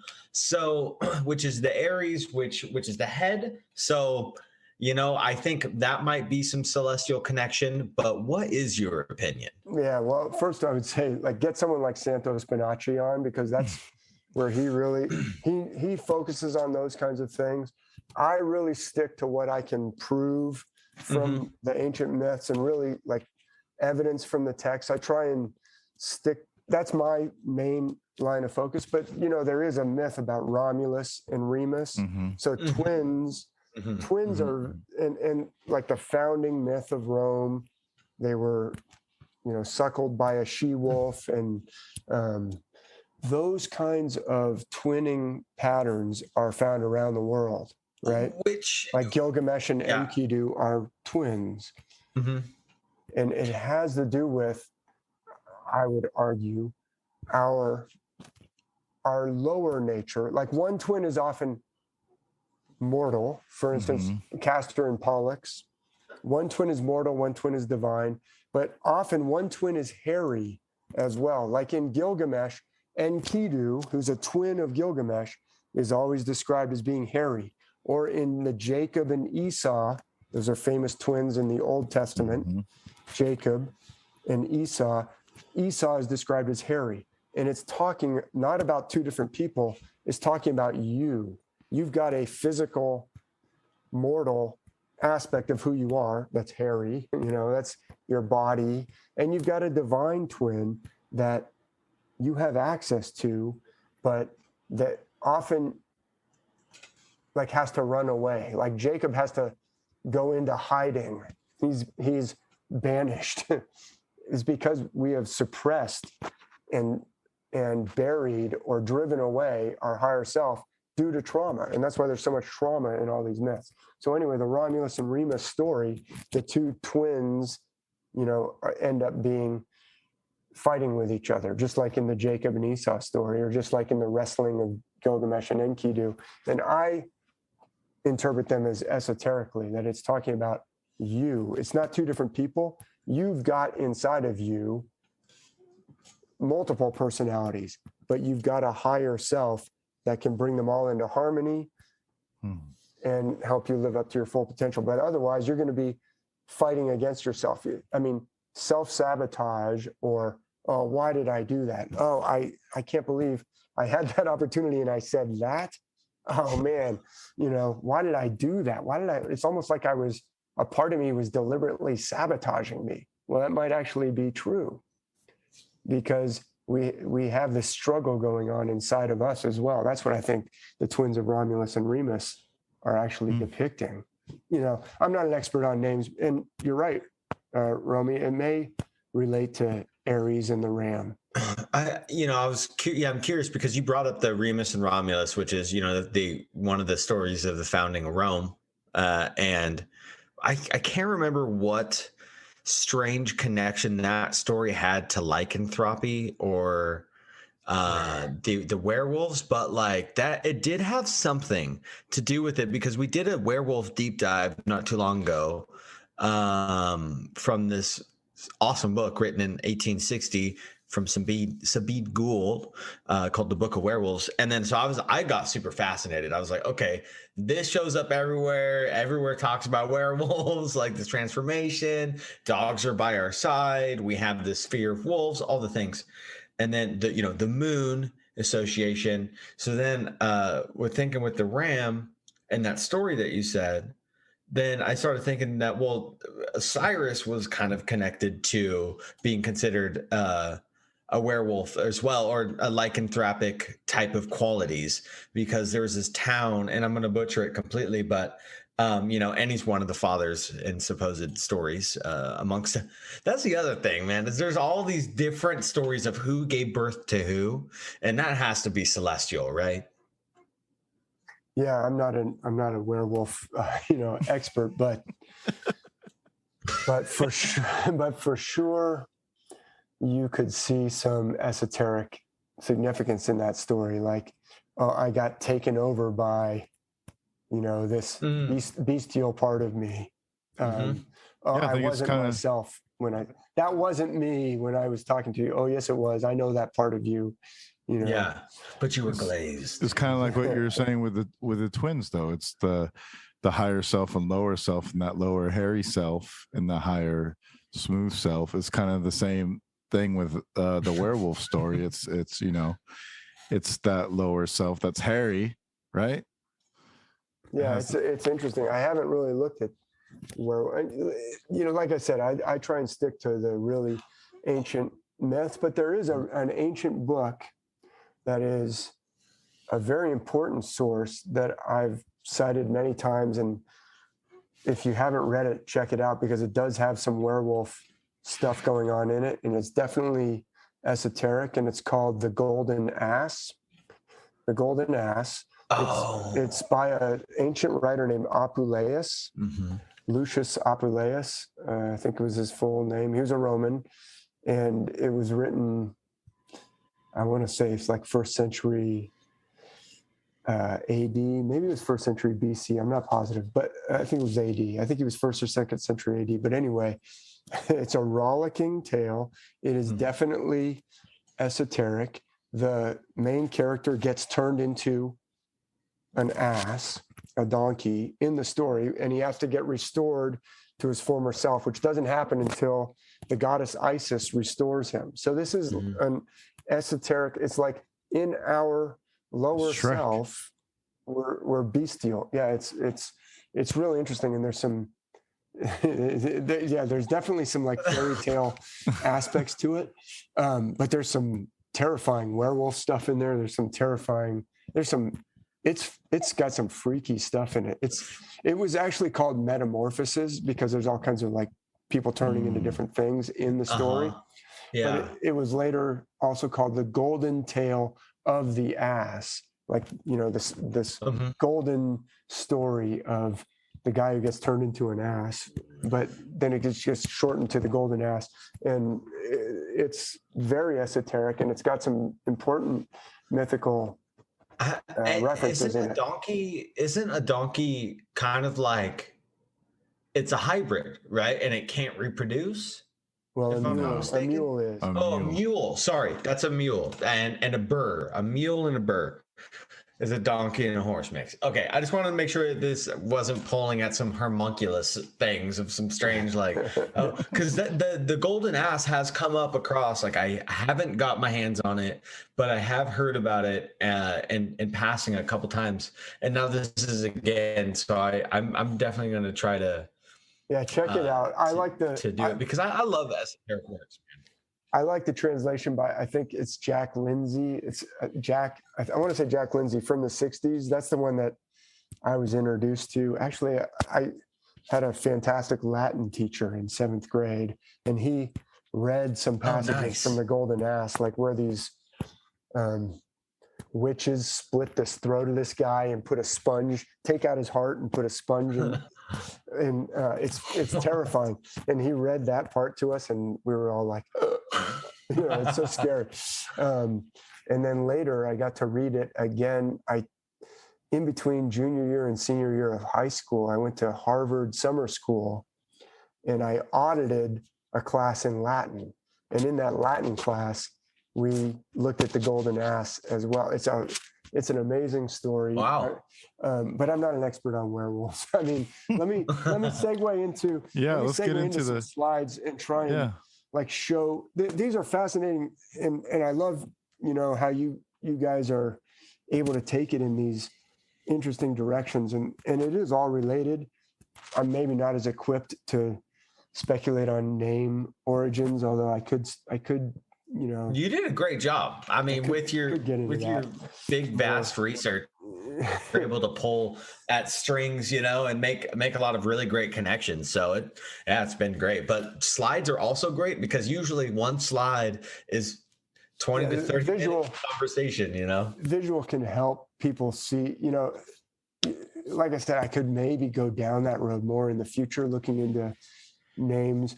But I think on the high level, it does reinforce this argument that the myths are all about you. Whether you're named after stories in, the New Testament, those stories are about you and recovering self. Whether it's in Matthew, Mark, Luke, and John, whether it's in the stories of Joseph getting sold into slavery, or whether it's the other myths of the world, those stories are about trauma and separation from self, and to show us, hey, this has happened and you don't even know it. That's why you need these myths to wake you up to the fact that you do have a higher self, and to try and point us towards recovery of self. So let me share just with that kind of intro. I think all the things that you brought up are pertinent to what I'm trying to argue. So let me see, where's my RFTA? Here they are. Here we are. So are you seeing my blank screen there? Cool. Yes. And are you seeing like our little faces over in the corner, or is that out of the way? Because I'm going to like minimize us first. Let me do that. Let me hide us. That'll make it easier to see the full slide, just in case it's covering up something that I was trying to show. So I was actually, to segue, you've already brought up Socrates and Boreas. Socrates was talking about in Plato's dialogue Phaedrus, which we talked about a lot last time. He actually mentions Boreas, the north wind, and has one of the characters say, isn't this where Boreas snatched up the maiden? Well, Boreas, the north wind, is associated with the constellation Hercules. And I would argue that that whole story is celestial. And that's why Plato says, oh, don't waste your time trying to find it on the ground. That story is not about a literal geographic lesson of, oh yeah, this is the river. No. And the wind snatching up that beautiful maiden is not a literal story. It's the same constellation that plays the role of Zeus, who's always seducing young women. Okay? It's a celestial metaphor that has to do with something esoteric. And then Plato has Socrates say, what we should really be concentrating on, or what I like to concentrate on instead of trying to figure out a literal interpretation of the myths, is I like to concentrate on what it says at the temple at Delphi, know thyself. So this is a picture of the ruins at Delphi. This is the temple of Apollo at Delphi. This is Delphi in Greece. And what do we know about Delphi? Well, in the myths, it's where what? God spoke to humans, or the gods conveyed their message to humans, specifically the god Apollo. Delphi was sacred to Apollo, and he would communicate with this priestess who had a special name. She was called the Pythia, which is spelled Pythia, because she was sitting on a tripod over the buried carcass of a dragon named the Python, or the Python was like this female dragon serpent that Apollo came in and drove away or killed with his arrows. And the carcass was deep under the earth above a crack, and the fumes and vapors from this dragon's body would still rise up. And the priestess of the python would be sitting over this crack in the earth and get into a trance state where she would then convey the message from the gods, or specifically Apollo. That's fascinating, and that's kind of ties into a lot of other mythos too, with the taming of the serpent. Absolutely. And you kind of put the serpent in a trance, it sleeps, so the dragon's sleeping, but it's like this esoteric lore. Wow, I've never heard that story before. That's fascinating. Yeah, and it's mentioned in ancient texts. So we have lots of different ancient references to Delphi, where different heroes have to go to the oracle at Delphi and consult the priestess, the Pythia or the Pythia, to ask her, like Hercules, for instance. At one point, Hera, the wife of Zeus, who's always mad at Hercules, she's jealous of Hercules because he's one of the many sons of Zeus. Zeus is always out philandering, having affairs with mortal women, and he has, heroic sons like Perseus or Hercules or Heracles. And so she drives Heracles mad at one point, and he kills his own family and a bunch of other innocent people, and then comes back to his senses, and he's like, oh no, what have I done? And everybody around him is horrified. They're like, Hercules or Heracles, you're so powerful, but you killed everybody. We're terrified of you. And the gods are going to be angry at you for killing all these innocent people. You better go to Delphi to find out what you have to do to atone, or in different battles, they go to Delphi, or they send someone to Delphi to ask the gods, specifically Apollo, for guidance. Should we do this or should we do that? And the oracle will give often cryptic, mysterious kinds of answers. And then the people have to try and figure out, okay, well, what does it mean? What does the God want us to do? Well, how are we supposed to interpret this? So it's the place, or one of the places, and it's really one of the main places where we interface, or in ancient Greece, where you interface with the gods, with the divine, where you find out the will of this divine realm. And just to tie it back to Tacitus, since I mentioned Tacitus. Tacitus was this Roman author, writer. He was actually the son-in-law of a famous general named Agricola. And so Tacitus wrote a book about Agricola, his father-in-law. Agricola was a virtuous, stern Roman general, kind of like Maximus in the movie Gladiator, who actually conquered Britain for the Romans. He was like the main general. And Tacitus also wrote about the Germans, the Germania, the tribes of not Britain, but like modern day Poland, Germany, Denmark, that whole area where the Romans were constantly getting into battles with those guys. And he says in Tacitus in Germania, he says, no culture on earth is more into divination than these Germans. They're constantly trying to figure out the will of the gods based on the snorting of horses. That was one of their main things. Like if you listen to the horses, whether they neigh or whether they snort or whether that'll tell you before a battle what you're supposed to do. So, and they'll do other things too. But that's interesting. I have gone down that rabbit hole of thinking that animals themselves are part of a bigger a more ultimate type of simulation of communication from some sort of higher up sources. That's interesting. I'm gonna snorting of horses to see of speak of the gods. Wow. Yeah. Tacitus is very clear. You can read Tacitus online. His text is called Germania, and he's got another one that's called Agricola. And in Germania, he kind of starts out saying they're very into divination, and they got special horses that are kept pure just to give them the signals from the gods. So this question of how do we get in touch, would you like to know, right? Wouldn't you like to know that you made the right choice in every situation? Because it's just so hard to know. It's so hard for us to know.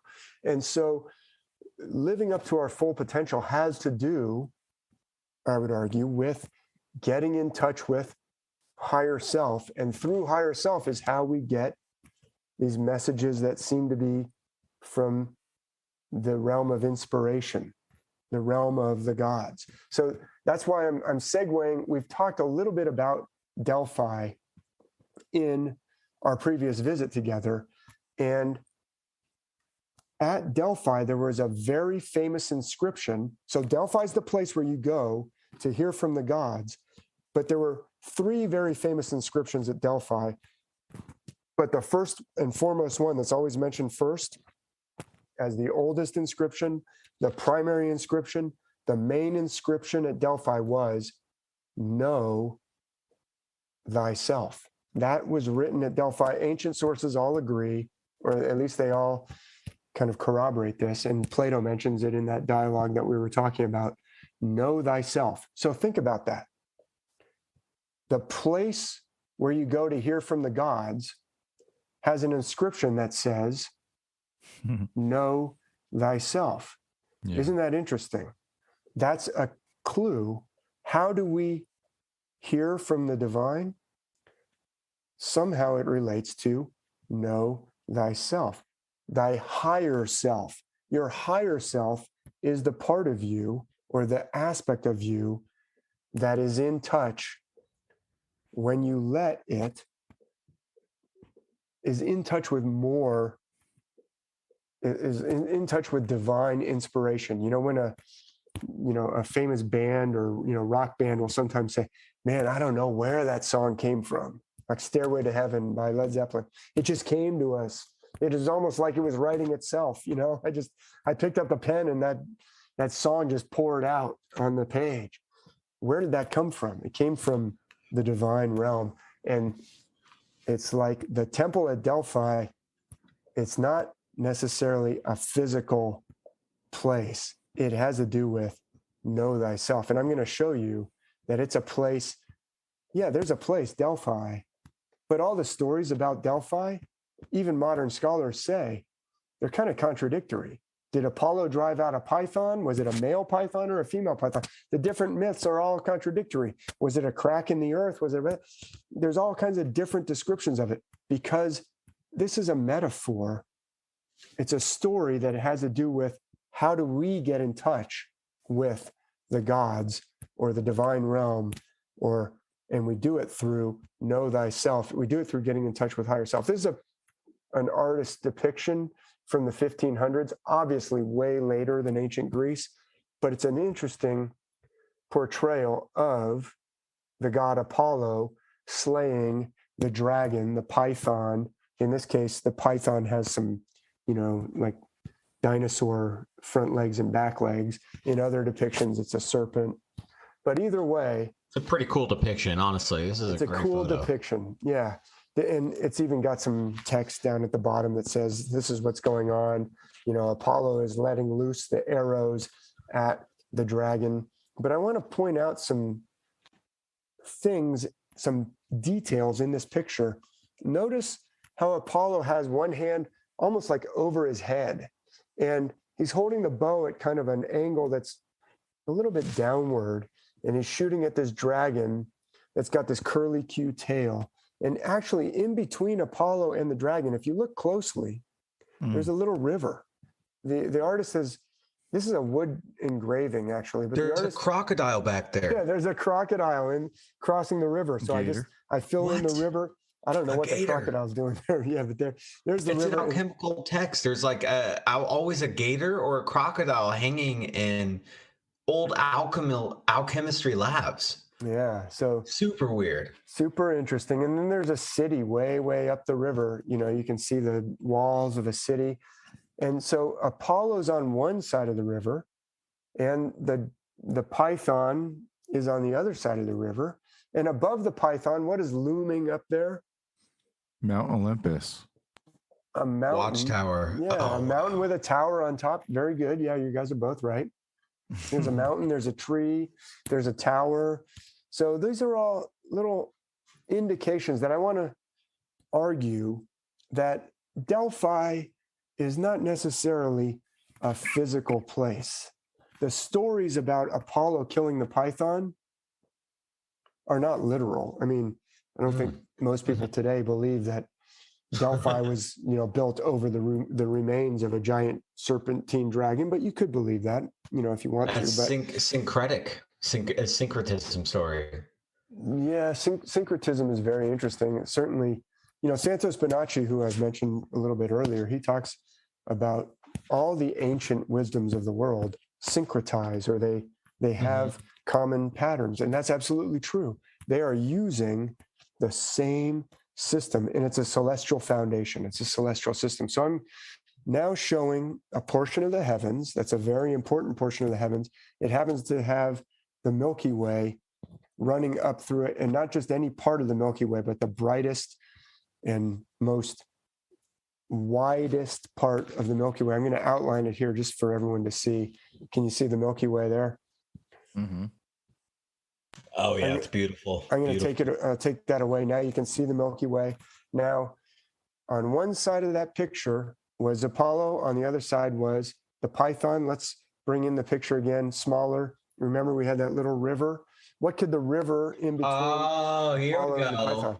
So, can we find a archer next to a river in the heavens? Yes, we can, and that's the constellation Sagittarius, whose very name means the shooter of arrows, or the bow hunter.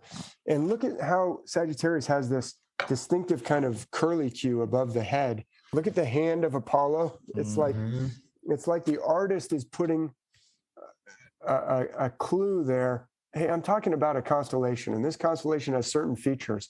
Above the head, there's a something sticking out above the head, and the bow is angled at this direction, and there's a river, and then the bow is shooting at, this is on the other side of the Milky Way, or in the Milky Way, and then popping out on the other side, this multi-headed serpent, Scorpio. I call it a multi-headed serpent. Of course, Scorpio means a scorpion, but really in the myths, Scorpio sometimes plays a scorpion, but way more often plays some kind of a serpent, dragon, multiple-headed monster. The Hydra that Hercules fights is almost certainly associated with Scorpio. And you can see the stars of the constellation itself suggest multiple heads. But look at where Sagittarius is pointing the bow towards Scorpio, and in between is the river of stars, the Milky Way.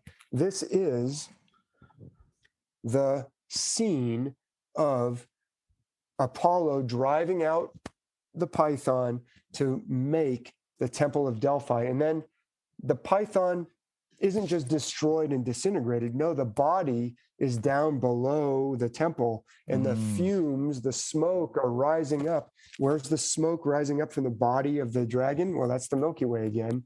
And above Scorpio, I'll pause in a second. Oh, one aspect of Sagittarius is very important in the myths. I've drawn this white arrow to show it looks like the body of Scorpio is walking kind of that way, but then not Scorpio, I said Scorpio, Sagittarius. Sagittarius looks like it's walking one way, but then looking back the other way. And look at the constellation looks like that. Now look over at Apollo. It's like he's walking one way and then pointing his arrows almost back the other way. There's other ancient artwork, like ancient Greek vases I can show you, where it's even more pronounced, but it's clearly a Sagittarius depiction in this here. Interesting.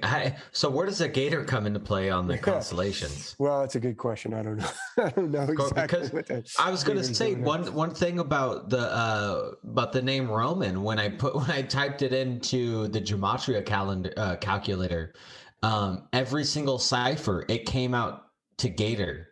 That's interesting. So it's I mean, we know about the Cabal, we know about ciphers, we know about the origins, the esoteric origins of the modern alphabet. And so I just think it's funny if there is something actual connected to a crocodile or alligator and the Scorpio thing. Like, I mean, this art depiction is fabulous. Like, this is nothing shy of complete professionalism and beautiful Hermetic style art of the antiquated days, and clearly based on the stars. Now, based on the a stars. crocodile in a picture from the 1500s doesn't necessarily mean that the original myth had a crocodile in it, right? So I don't spend that much time on the crocodile, but there could be a constellation. You could argue maybe there's some constellation that is crocodilian. I don't know. There's a dolphin that's up the Milky Way a little bit, but I wouldn't say that the dolphin constellation is really crocodilian. But let's go back to that mountain. Above the Python is clearly a mountain. Now look above Scorpio. I'm going to outline a really important constellation for you. This is the constellation Ophiuchus. Ophiuchus is an incredibly important constellation. It sometimes does play the role of a mountain, and you can see why. I mean, it looks like a house. It looks like a tombstone. It looks like an obelisk. It looks like an obelisk. Yep.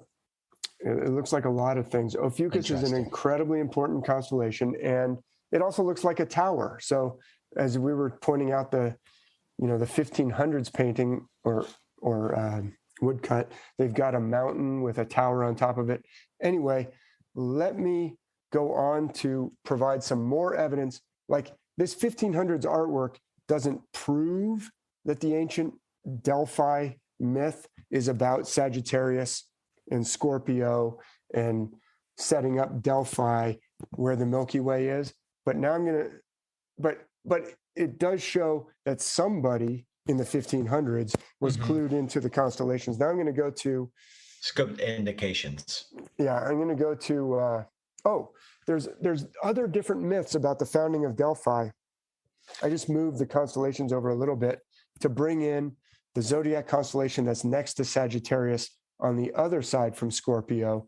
There is a myth that is recorded by ancient sources that, another reason why Delphi is where it is, not just Apollo slaying the Python, was there was a shepherd who was grazing his goats, and the goats were skipping and dancing around this crack in the earth, and the fumes were making the goats get high and act crazy. And so the shepherd went over, and the fumes overwhelmed him, and he went into a trance, and he had these amazing visions. And a shepherd with goats next to a crack with the fumes coming up. Sagittarius is a figure, I talk about it in some of my books, that does play a shepherd, because right next to Sagittarius is this constellation right here, Capricorn, the goat. So here's some more evidence from ancient sources that this part of the heavens is behind the myth of Delphi, or the location of Delphi. So I'm working here, I'm laboring to try and demonstrate that Delphi, it's a real place, but those stories about Delphi, those mythical associations of Delphi, it's actually talking about something celestial, metaphorical, esoteric. This is about where do you and I get in touch with divine inspiration. We don't have to go to a specific place. It's great if you can go to Delphi and get inspired. That's great. But if you can't, it's okay, because this is not to be a geography lesson about where it is on the earth. This is about the heavens, because it's a metaphor to help you get in touch with your higher self, to get in touch with the gods through higher self. So interesting. So let me show another piece. Go ahead.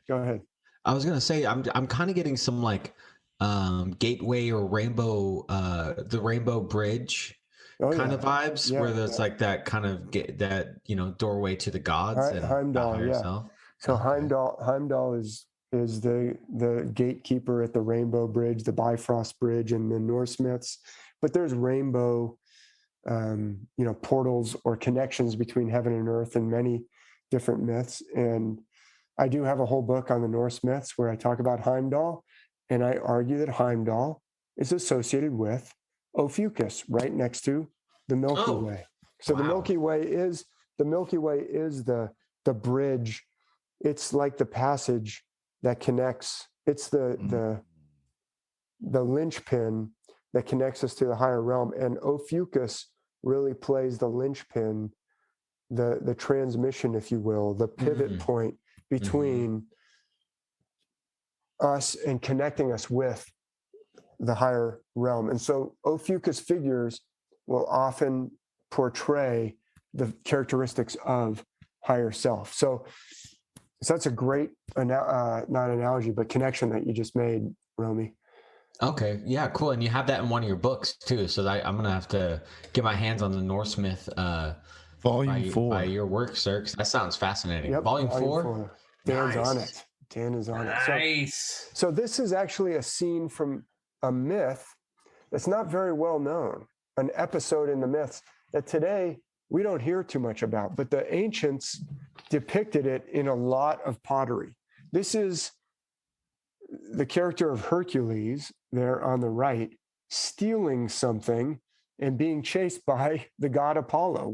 What's going on? And you can tell that it's Apollo and Hercules because, at least in this particular vase, which is found in the Louvre in Paris, you can go to Paris.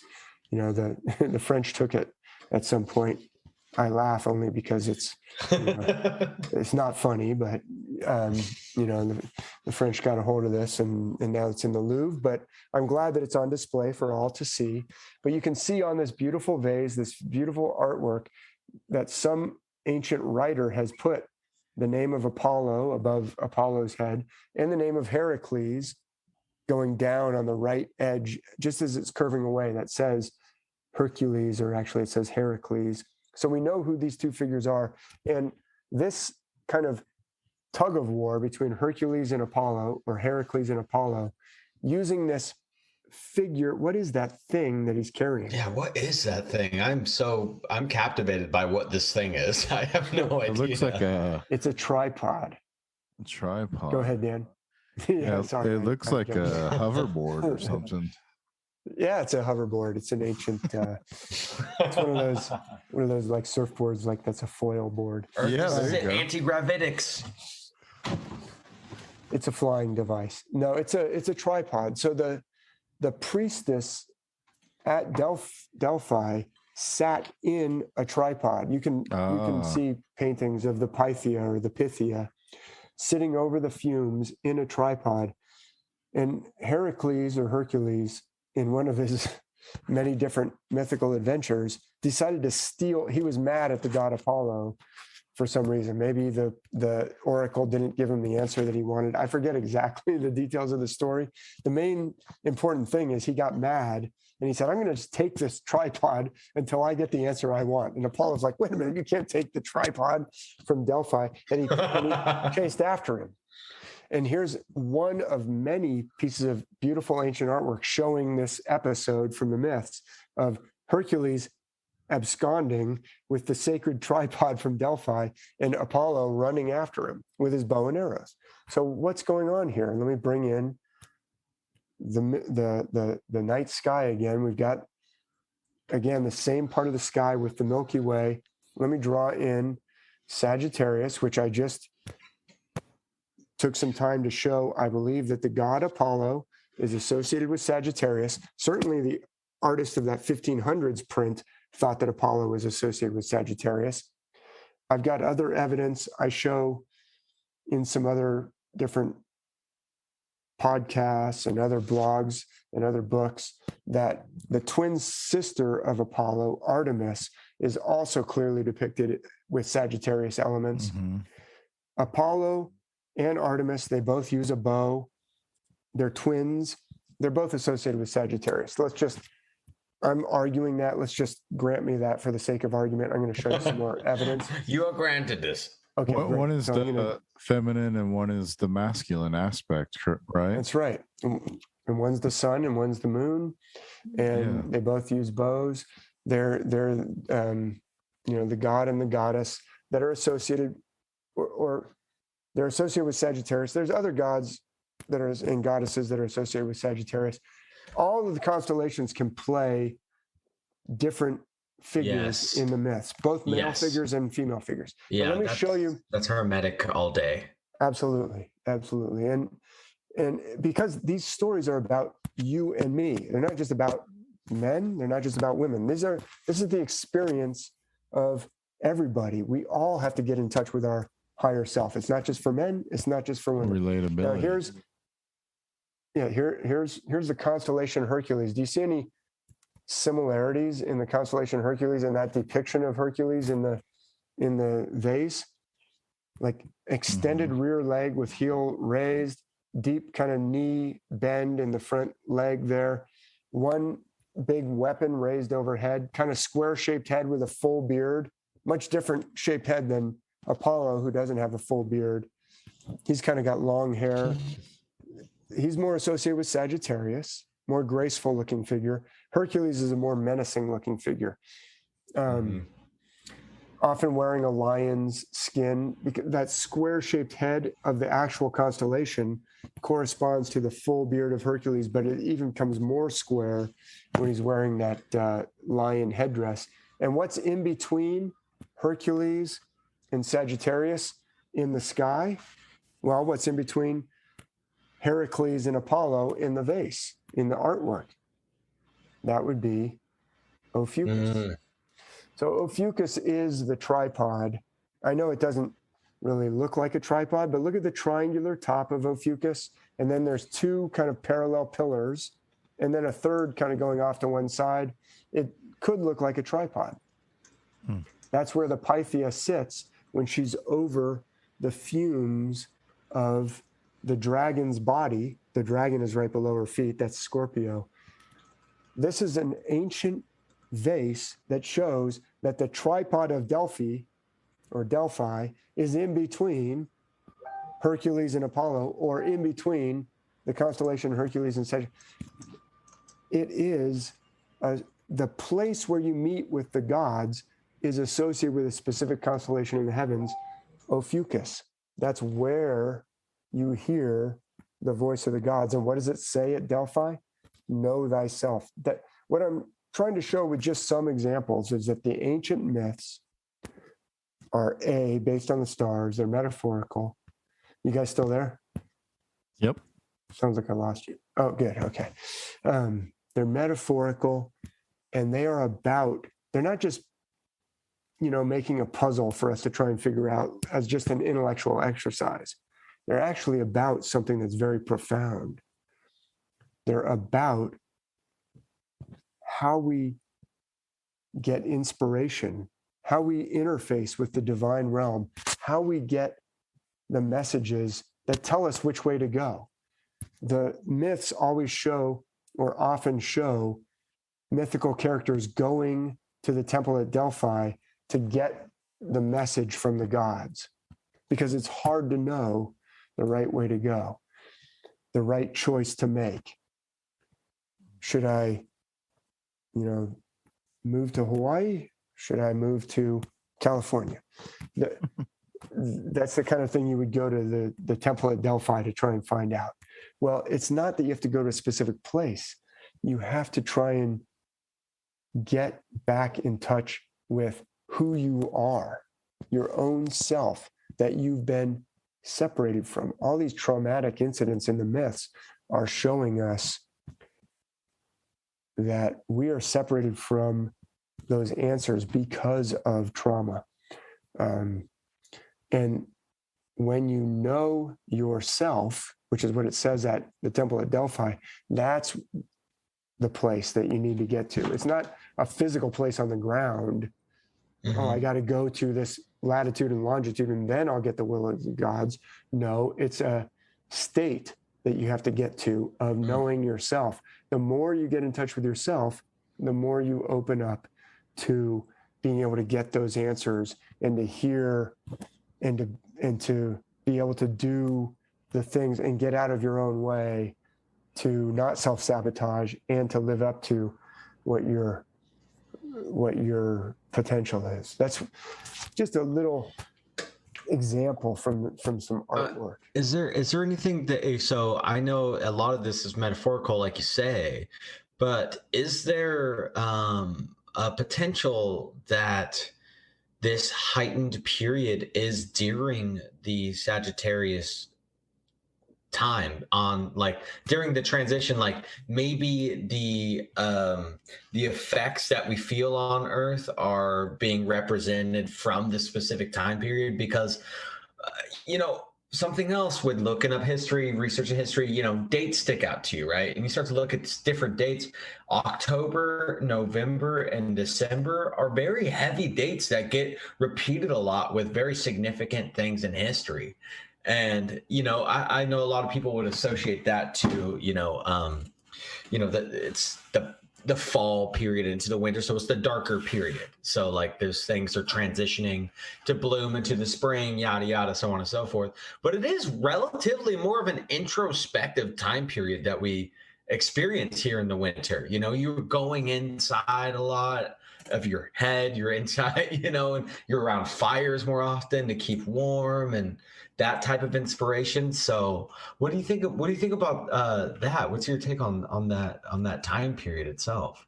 It's a great observation, Romy. So this ancient system is so profound, and it uses a code. It's like these constellations have different associations and characteristics that are tied in to the cycles of the heavens. I mentioned that our cycle of breathing and our cycles of the heartbeats and other rhythms of the body, we are supposed to be tied in with nature and with the universe. That is what that's the condition that we're supposed to be in. So trauma separates us not just from ourselves, but from nature, from the universe. And so as we recover connection with self, we recover connection with nature. Or it can also work the other way. Going out into nature can help us to get back in, to hear who we are, to get back in touch with who we are. So in the time of the year where days are getting shorter and shorter and shorter, and then there's a turning point and days start to get longer again, that has esoteric significance. So this system doesn't just choose Sagittarius and Ophiuchus for no reason.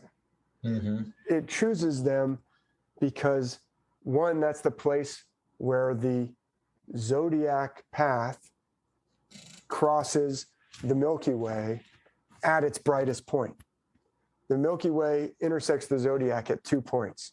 One at this point, in between Sagittarius and Scorpio, and right there next to Ophiuchus, and then one on the other side, on the dimmer side. This is the brightest part. Anyway, I'm getting into some celestial mechanics. I do talk about this a lot in Celestial Mechanics in the Myths, but just to tie it back to what you're saying, because it's a very astute observation on your part, a very insightful question that you're asking. That time of year when days are getting shorter and shorter, when hours of darkness are dominating over hours of daylight in the northern hemisphere. It's the opposite in the southern. Okay, we live on a globe. And I had to get that in there. Everyone's like, oh man, he's a government agent. He's trying to tell me that we're... Yeah, no. You said you went to Harvard already, so you're already... Yeah, I know. You're already I went to West Point US Military Academy. But I've been to New Zealand, I've been to Australia, I've been to the Southern Hemisphere. I can give you several pieces of evidence that I would argue point to us being on a sphere, but let's not get... I think that whole... You're with some spearheads here. Don't worry. You're in good company. I know, but it's like this whole thing came out of nowhere. I was writing about and talking about this stuff for a couple of years before all of a sudden every video I put up got like flat earth comments on it. It's like it came out of nowhere and with a lot of force. And I do think it's a misdirection, kind of clutter up the conversation and get everybody off on tangents, which I'm sorry, we already went off on too long of a tangent on that. But anyway, in the Northern Hemisphere, this is the darkest time of year, the days as we get down to the winter solstice, but then there's a rebirth, and the that birth that was associated with Artemis. The goddess Artemis is a virgin goddess, but in the ancient Greek myths, she is present at the birth of every child. Every child, when the woman is trying to give birth, she would pray in ancient Greece to the goddess Artemis. Artemis had to be there to let her finally give birth. So we have a virgin goddess who's presiding over birth. And at that point, I just showed you how Sagittarius is right next to that brightest part of the Milky Way. This has to do with a spiritual birth. It's not a physical birth. If it's a virgin goddess, it's not a birth that has to do with sex. It's a birth that has to do with spirit. It has to do with, so this ancient system is very profound, and it uses the cycles of the heavens, and the parts of the year have esoteric significance to them that have to do with the spiritual birth means getting back in touch with your higher self. The physical birth has to do with, coming down into a human body. The spiritual birth has to do with realizing, I've been separated from who I am. I want to start to get more in tune with who I am and recover that self, that higher self. It's a different concept. So the myths use the cycles. So it's a great question. Is there an Artemis Mary crossover? Yeah. So in the Bible, there's two Marys, right? There's two Marys. There's Mary. There's the Virgin Mary, and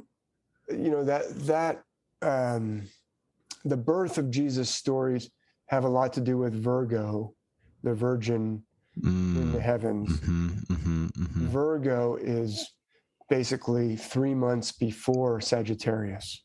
It goes Virgo, Libra, Scorpio, Sagittarius. So Virgo is the first mother, and Sagittarius is the second mother in this system. So I talk about this a lot. It's easier to show if I had a zodiac wheel here, but those listeners who are familiar with the zodiac wheel probably can visualize it in their heads. Those who aren't can just go to any zodiac, wheel, just search for it on the internet, and you'll see that the plunge down into the lower half of the year for the Northern Hemisphere happens in the age of Aries at the crossing point between Virgo and Libra. Okay. That's the plunge down. So I talked a lot about it. It gets pretty complicated. It's really not that complicated, but it's like, it needs a diagram and it needs some, animation. That's why my online courses are really, I think, helpful to try and explain this system. But this ancient even your slides here tonight were really the way you did your slides were very, it's like, okay, you definitely set up quite a few presentations from time to time, because that flow is really nice, and whatever program you're using looks very adequate. Well, thanks. Those are basically just slides that I'm making with some animation in Apple, simple Apple tools like Keynote. But I do use some Stellarium, which is an online planetarium, to show those outlines that I'm pulling in there, which is a free online planetarium that people can download. It's fantastic. They have a cloud-based version, but really the download version is really helpful. But not to get too into the weeds, what I'm just trying to mainly impart and give a taste of is that these myths are about you. They're about recovery of self. They use this pretty amazing, profound system to show it, to demonstrate it, and they demonstrate it in some profound and amazing ways. But what I'm trying to show is, with these myths about Delphi is the place where you interface with the divine, and it can be shown to be celestial. It's like you don't have to go find fumes in the earth and go into a trance breathing fumes to hear the voice of the god. What you have to do, or goddess, because the fumes are the female python rising up to the female Pythia, getting the message from Apollo, who in some people think, oh, this is all about the must be later Mycenaean invaders coming and taking over a mother goddess location. Maybe. I don't think it's historical at all. I think it's esoteric. It's trying to tell you, you've got to get in touch with yourself. You've got to know yourself, your higher self. And that higher self has to do with,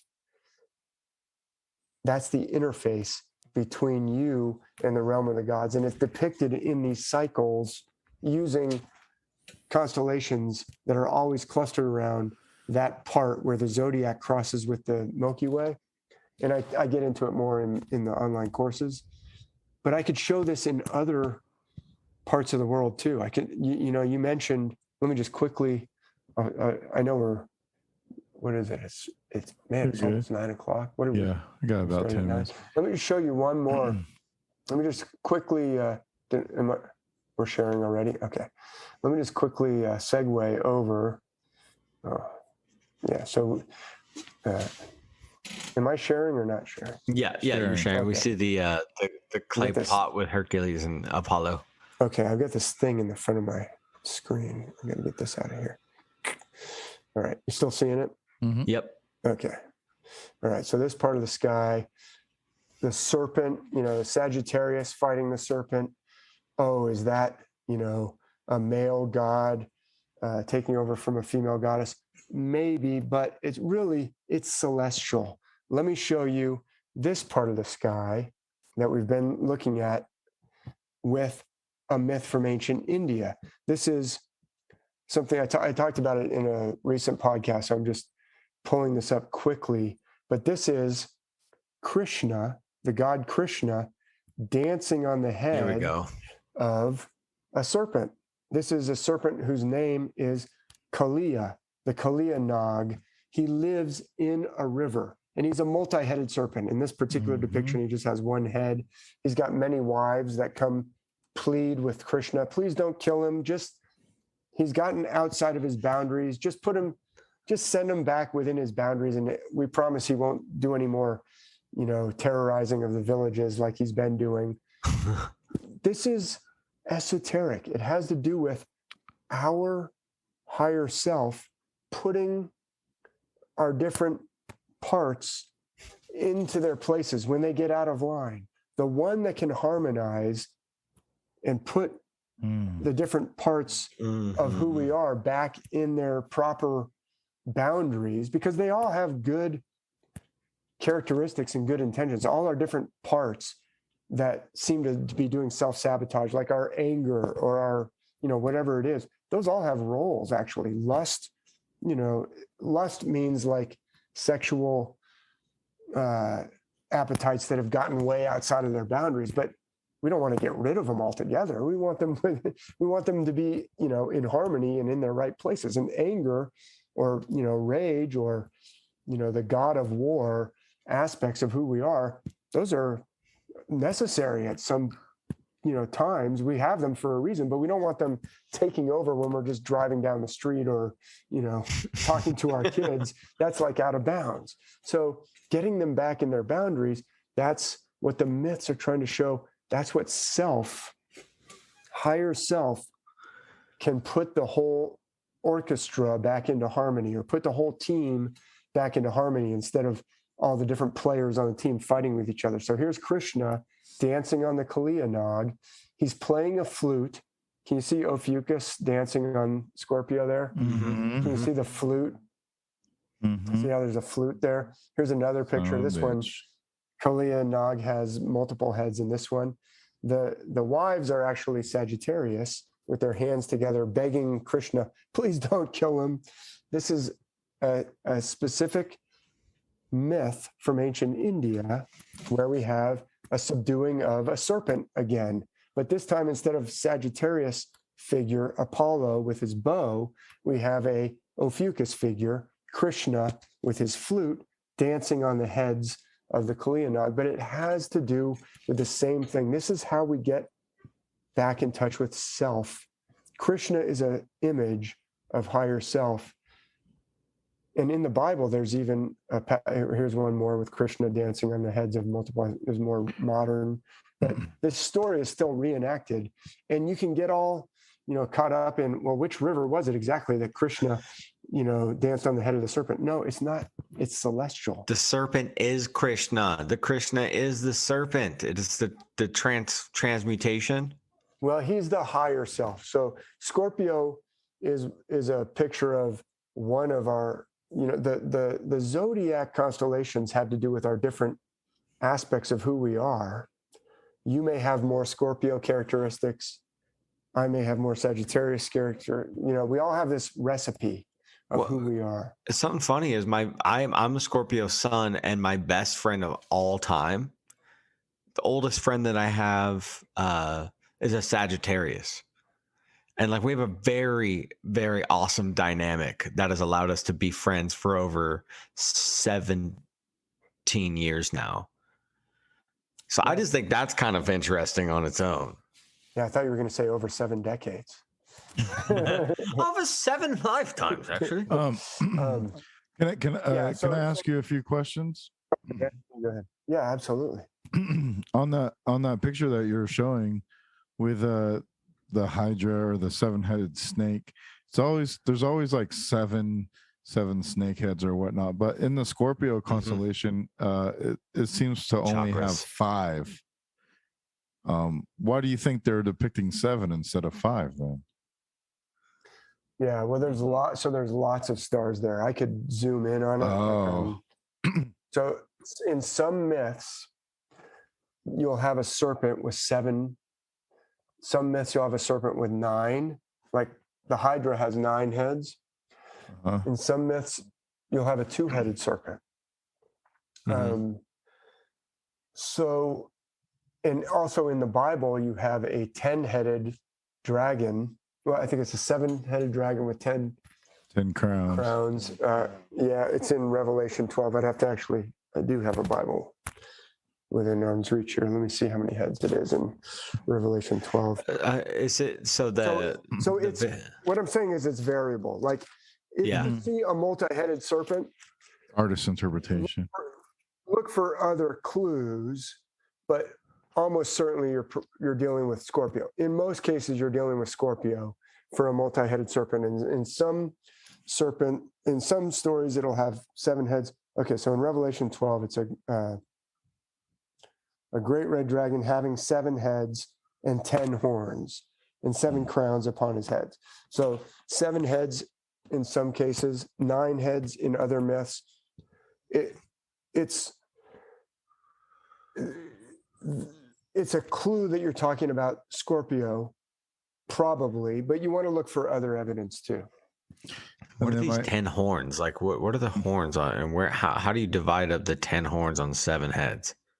Yeah, well, that's a good question. So there's a crown. There's a crown. Yeah, there's a crown up in the heavens above Scorpio. That's the northern crown, and it also has 7 stars in it. So I think it was.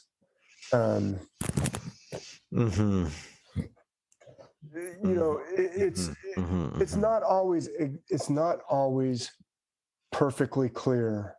Yeah. Like, how did they come up with this number?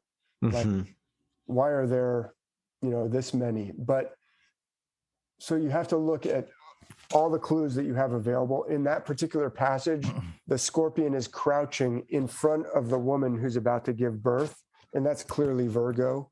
Virgo in the heavens looks like I could show it to you. And then the screen again. Look. Also from that image, I kind of get some Pan vibes. Oh. So a little Krishna Pan crossover there.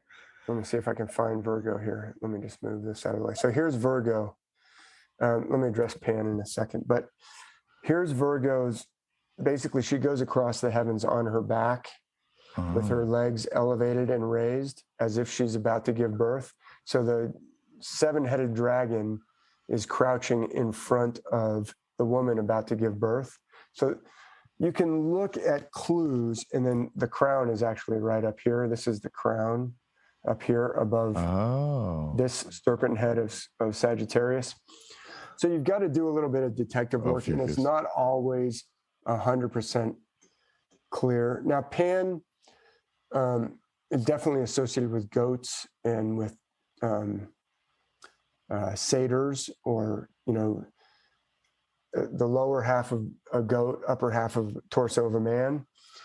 I've done some arguing that he's on a different part of the heavens, mostly over by the constellation Perseus. So it's mostly just a flute action going on that made me think of that. And though, I kind of get it too, though. Like the bottom half is like his lower half is like a goat, but his top half is a body. It's almost like that kind of divide, with the lower half being.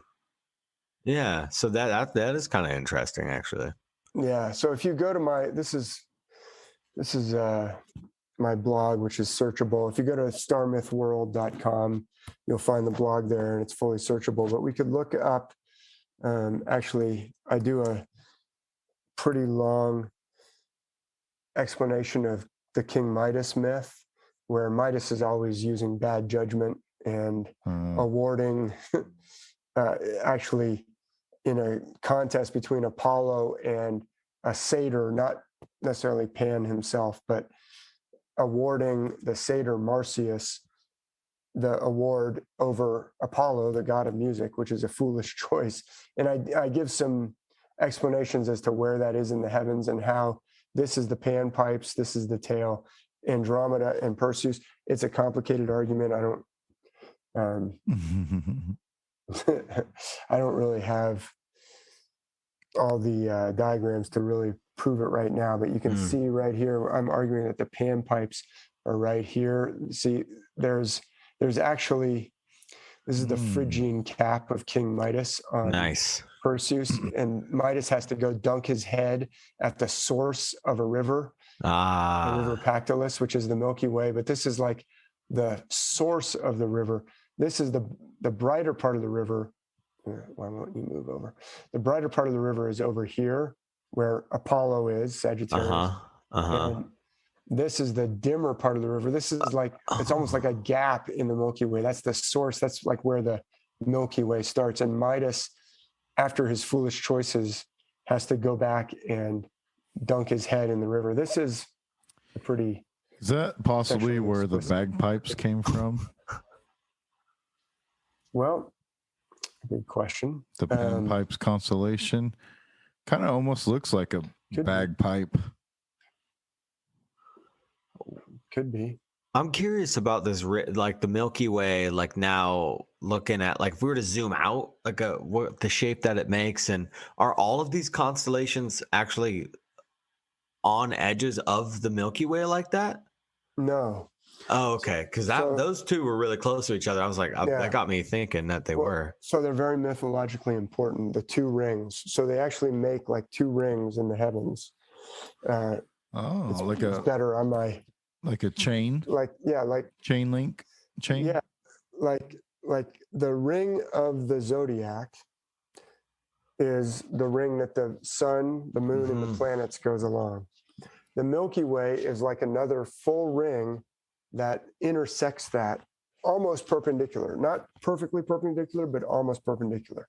So they make two different paths, and the myths use that in this ancient system that I was trying to explain to you.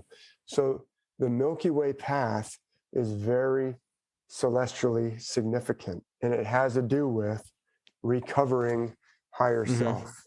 And the zodiac is also very significant, and it has to do with our trials and tribulations here on Earth.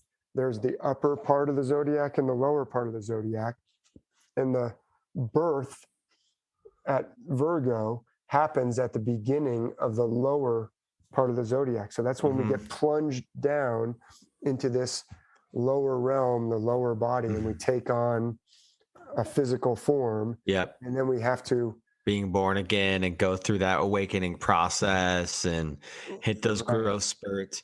I just talked to somebody not too long ago that was telling me about that kind of function that you just described with, we have our centrifugal shape that we take going this way, but at that same time there is this other cosmic life that's moving this way in counter rotation. And then when we will actually have like celestial effects as that makes it, because it's on a bigger that's like the word I'm 10th looking for, planet rotation, Yeah, so I'm curious, what have you looked into that? Like, what's as the Milky Way moves through, are there different stories that take place between these characters that you've already brought up that are kind of in line with the Milky Way? Yeah, I mean, these are great questions. The cycles, I am inclined to argue that the cycles of the heavens are used by this profound and spiritually sophisticated ancient system to impart esoteric truths. So it doesn't necessarily refer to, oh, this must be a time when the earth was at this part of this heavenly cycle. I believe they're using the cycles to tell you about your own situation. But maybe they're operating on multiple levels, and it is talking about, well, when we get to this, when the sun may be a binary. I know, I think, Dan, you and I might have talked about this. Mm-hmm. The sun may be a binary. I'm good friends with Walter Cruttenden, who has the Binary Research Institute that talks about the evidence that our sun, like virtually every other star in our heavens, we've now discovered that virtually every star that we look at is a multiple. It's either a binary, or it's a triple, or it's a 5-star system where they're all in a dance together. Yeah, it makes sense. It makes more sense than being standalone. Like, why would we be the only? Now, some people might say, well, maybe we evolved because it's very hard to evolve on a planet if you're not in a solo. So we were lucky, but it's more likely that we're actually in a binary. And then I'm also in contact with Simon Schack and Patrick Holmquist of the Tychos model, and I've even made a video about the Tychos model. There is evidence of what we see in the heavens that suggests we are in a binary, either in a binary the way that the Tychos model suggests, Simon Schack, or in a binary the way that Walter Cruttenden suggests. In other words, our sun itself may have a binary companion, and the Earth is stuck inside of this dance and doing this dance with our sun and a binary companion, and that cycle may also have an impact on life on Earth. Walter Cruttenden argues that, when we get closer to our binary companion, we on Earth are in a more of a golden era where we're getting the rays from two different suns nourishing us and raising our vibration. But when we're far, far away, that's like the Kali Yuga and the, we're Iron Age. We're so far away from our other companion. We're out here in the cold with just the sun. Yeah. It's a sad time. Long distance relationships are not easy. Long distance relationship. So it may be that the myths are encoding that. I don't deny that as a possibility, but I tend to argue, look, I can show a lot of evidence that they're using these cycles esoterically. Now, if it also corresponds to some literal connection with those cycles, I'm happy. I'm not against that. Hey, multiple meanings, sweet, love it. But I tend to take an esoteric interpretation first, and a literal interpretation takes more evidence. Because I can prove that it's metaphorical. If all these stories, like Krishna dancing on the serpents, can be shown to be in the heavens, which it can, then I've proven with a lot of evidence that it's metaphorical. So if it's metaphorical, Now you've got to prove to me that it's literal, because I just showed you that it's metaphorical. Right. See what I'm saying? Yeah, absolutely. I have one more question to throw at you. And there's this video. As many as you want. There's this video online about the Euphrates River drying up. But the Euphrates is also called the dragon. It's like the dragon. Oh. It names Euphrates means dragon. And the fact that it's drying up and they're hearing like noises of chains clanking or whatever, it's like the beast underneath the ground. But when you're given this presentation, it's a lot like the serpent mythology of Scorpio. It's Milky Way, right? And the dragon being the Euphrates. I'm wondering if there's any correlations between here and the star myths, and because this is also something that's in the book of Revelation also. Great question.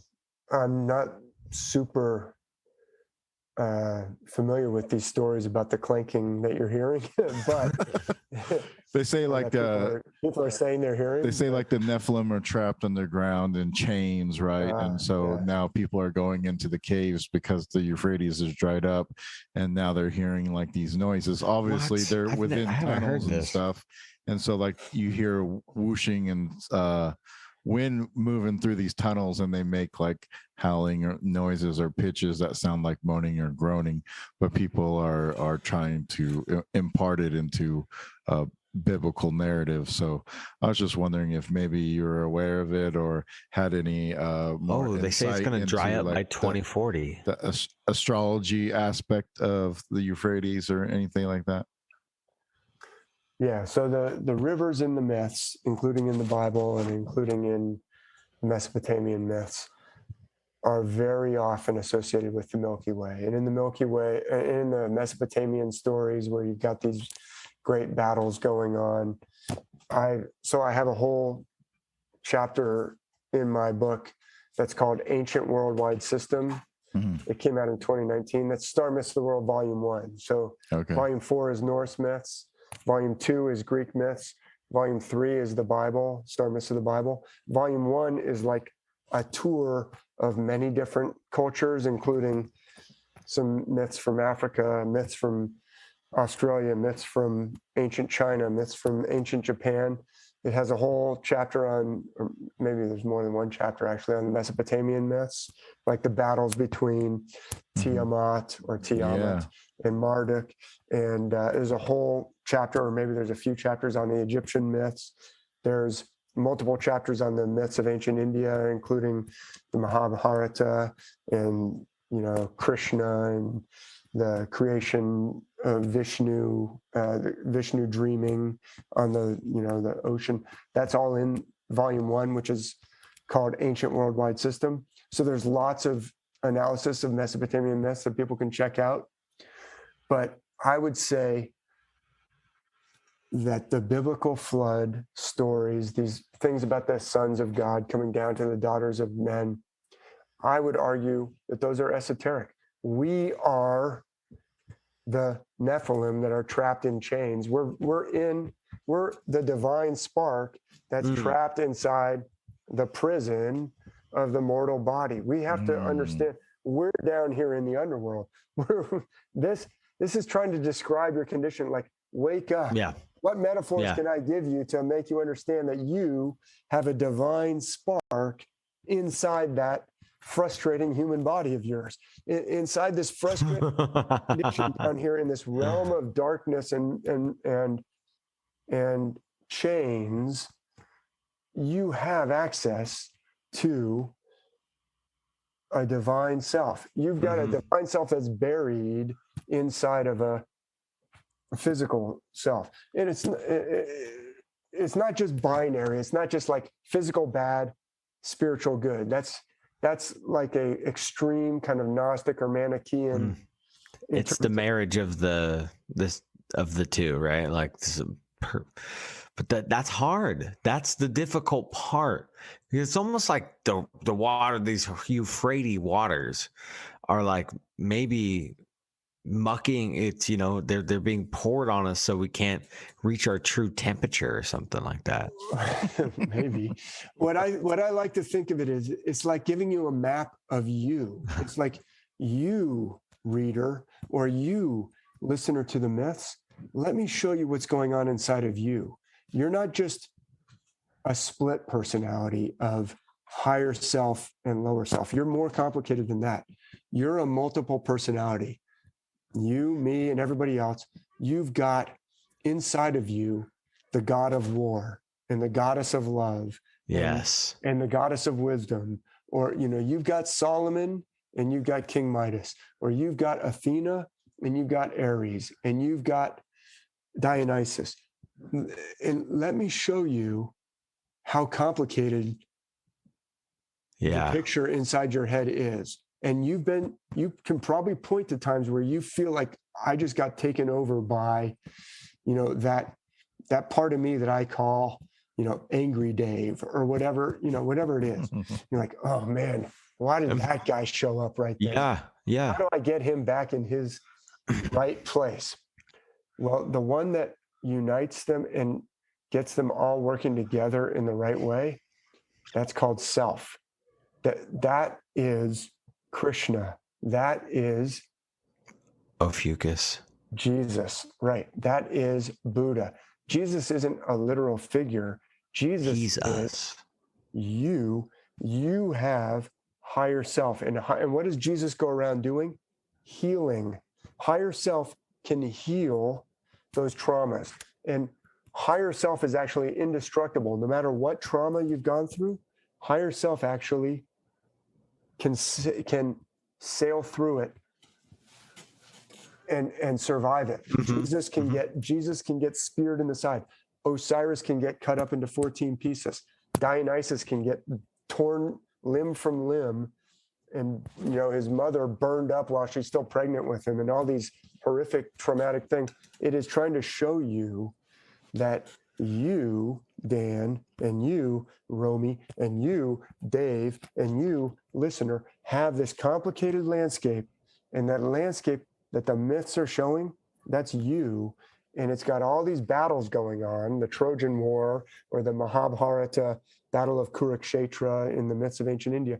That battle is going on, or the battle between Tiamat and Marduk, and all the different gods and creatures take sides in the myths of ancient Mesopotamia. It's not a literal battle that took place thousands and thousands of years ago at a specific piece of terrain on the earth. That's a battle that's going on inside of you. And the one that brings it into harmony is self. And so that battle and all those characters, you're familiar with them already. You've experienced them. If you're an adult, you've had all these parts of you running around and messing things up. And the more we can get in touch with self, which we don't even know that we have higher self, we often suppress even the knowledge that we've buried our higher self because it's so traumatic. The reason we buried that higher self is so traumatic that we'd like to forget that it happened. And so the myths wake us up to this situation. They say, hey, you actually have a higher self that can put these parts back into harmony. It's not just, oh, I've got a good self and a bad self, or a hairy self and a smooth self. No, it's actually it's more complicated. Although they do use twinning to show it, but they use even more metaphors to show you're actually a multiple and the fractals. The myths show this, and I'm using also the psychological paradigm that Dr. Richard Schwartz talks about in internal family systems. He discovered it based on talking to thousands of patients, that we have an internal family. And when I started hearing what he said, I said, this is exactly what the myths are talking about. We have an internal family, and the myths are showing it all the time in many different ways. And so internal family systems is an example of a clinical psychologist who has dealt with actual patients, tens of thousands of them, and realized this is what's going on in our head. Let me try and describe it to you. And as he's describing it, we can see that the myths have described it without telling us that that's what they're describing for thousands of years. Does that make sense? It's like the crown that you wear. The crown symbolizes the stars or the celestial bodies, you know? And so it's like we almost all have the crown or the ring of the zodiac that interacts with us like simultaneously, like as they pop in, like you said. It's like, yeah, when that anger comes over you, or that jealousy, the shadow, these things, it's almost like that they're always there. And, you know, it just depends on what is fulfilling what role at what time. And these stories that you so beautifully have woven and shown that they do, they have these archetypal roles that we all have characteristics of, and they involve themselves with us constantly. And it's almost like if you were to chant, you know, to that specific constellation, or you were to try to divinate that sort of like type of energy and bring it up and say, I would like to actually have this archetype with me right now, you could do that by looking at these myths. Would you agree with that? Yes. So like what you said about, the shadow self came up or whatever, or maybe I need it right now. Can I chant to it or bring it up? Dr. Schwartz, founder of the internal family systems paradigm, has a book that's called No Bad Parts. His most recent book is called No Bad Parts. Your parts are actually all different gifts that you've been given, all the different ingredients of your personality. Your different strengths and weaknesses are different than mine, different than Dan's. You know, we all have a different mixture of, you know, ingredients, let's say. And they're actually all trying to keep the system together. And when the shadow self shows up and we're like, oh, it's so negative, it's actually, according to Dr. Schwartz, and I think he's right, it's actually, even if it's doing something kind of horrific, drinking me into oblivion, you know, like, why am I, there's a great scene in Once Upon a Time in Hollywood where Leonardo DiCaprio's like, great movie himself, and he's looking at himself in the mirror and he's like, you couldn't stop at 4 whiskey sours, could you? You had to drink 8. What the hell's the matter with you? And then he like grabs a bottle and drinks from it, and he's like, what the am I doing? And he throws it out the door. He opens the door and throws it out. He's like, what am I doing? Well, what is that part doing that's drinking? It's actually, is it a bad part that's trying to destroy you? No, it's actually trying to suppress trauma. It's a firefighter. Dr. Schwartz calls it a firefighter that's rushing in to try and put out the memory of the trauma that you weren't able to. Okay. So that's heavy. How do you fix that? And Dr. Schwartz talks about it. You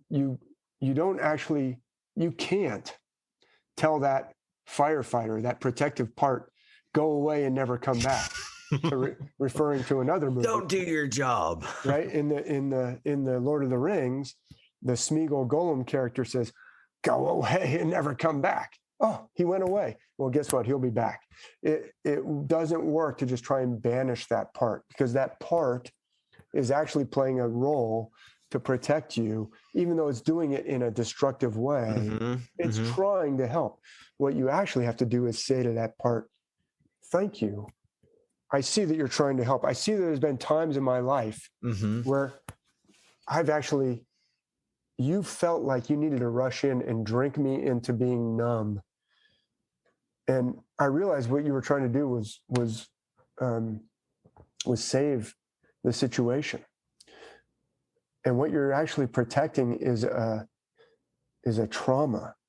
But the self, the higher self, remember, Jesus can go around and heal anything. He goes around and makes the blind see. He makes the lame to walk. Self can actually go in to that part that's been traumatized, that the protecting part is trying to suppress, and heal that trauma. And Dr. Schwartz shows this, and the myths show it in metaphorical form. So it's like those parts, I went off on this description because you mentioned shadow, the shadow part of you, that shadow work, you actually have to deal with, okay, what is this negative behavior that I perceive as negative? It's a part of me doing this for actually a positive reason. So I've got to get to the bottom of what it's trying to protect, find that trauma, and with its permission, go and heal that trauma. And I have to honor that part that's actually playing a heroic role. It's trying to keep that shadow activity or that shadow behavior is a part that's actually playing a heroic role, showing you, like almost like a soldier in battle that's jumping on a grenade. It's like, oh my gosh, if I let that grenade blow up, it'll kill everybody in this foxhole. So I'm going to jump on that grenade and take the pain in order to save everybody else. That's a heroic role, and you've got to honor and acknowledge that part and say, hey, shadowy behavior part, doing that thing that I hate. I realize that you're actually doing a heroic thing. Let's try. Can you tell me what it is that you're protecting against? Can you tell me why you're making me drink that much? What is it? Or making me throw into that rage? What are you protecting? Well, I'm protecting that pain, that pain that I felt when our dad did that thing to us when we were 3 years old, hit us because we were showing, bravery. We stood up to him and said that was wrong, and he backhanded us. And it was so painful that our own dad would do that to us that we suppressed that brave part, that brave behavior. Like, it was so horrific, and it was so painful to have someone that we loved and looked up to and depended on, our dad, hit us with the back of his hand, or metaphorically say that to us. Maybe didn't physically hit us, but hurt us in that way. I don't even want to remember how that felt. I don't even want to ever feel that again. And so I'm suppressing it so that when that comes up, and we don't even know that we're doing it. Anyway, it's subconscious on so many levels. Like, the shadow works in shadows, and it comes through those tiny corners and slips its way in until next thing you know that you realize you've been shadowed out for the past 3 days, and you haven't been what you would consider to be yourself, because you realize that you were hijacked almost. And it is so subtle in the ways that it moves, and it's so subtle in those strange ways that it moves about the consciousness. But like you said, it's playing such an important role. And if we really do the good, great work that the alchemists speak of, and not just transmuting the physical, but the conscious goodness, then we can create that stone and have that, beautiful transition and transmutation. And the shadow is so important. And we're talking about this in a time that the transition of everything that's happening celestially and where we are, it does make sense that we are talking about this, with that last full moon and all these things that are happening now. One thing I'll mention when it comes to alcohol itself, alchemists considered alcohol at one point to be a version of Philosopher's Stone. It was a point of a finished product that had its purpose and its use for many different reasons. And then also, some shamans down in, Mesoamerica, ancient indigenous shamans, well, they're like, don't drink your beer, don't drink your, this, but the spirit of the agave will help you. The spirit, the agave, drink this mezcal or drink this tequila, and then, embrace the shadow. Let it come and dance together, in the same room at the same time, and look at it as you're having this like experience, and it's so that's the journey. Yeah, no, you said some great things, and I don't want to give the impression that I'm saying that, negative behavior is good. I'm not suggesting that you're saying that. I don't want embrace the shadow, to be taken the wrong way. And think, people think, oh, okay, I can just, do violence to others and it doesn't, no, I was just working on my shadow self. Sorry about that. I'm just letting the shadow out. No, the myths, like, you gave a great example of, like for 3 days, it's almost like I was possessed. Well, earlier in our conversation, I gave the story from the myths of Heracles getting, possessed and doing things that harmed his family. Those protective parts that are trying, the trauma that we have, that our protective parts are trying to suppress, can inflict trauma on others. And it's not good. We don't want to do that. But it's like a picture, Heracles being taken over by, demon possessed, or, taken over by madness, is a picture of, we can, as fathers, do incredible psychological harm to our children, even if we're very well intentioned, because of our own trauma and because of our own. So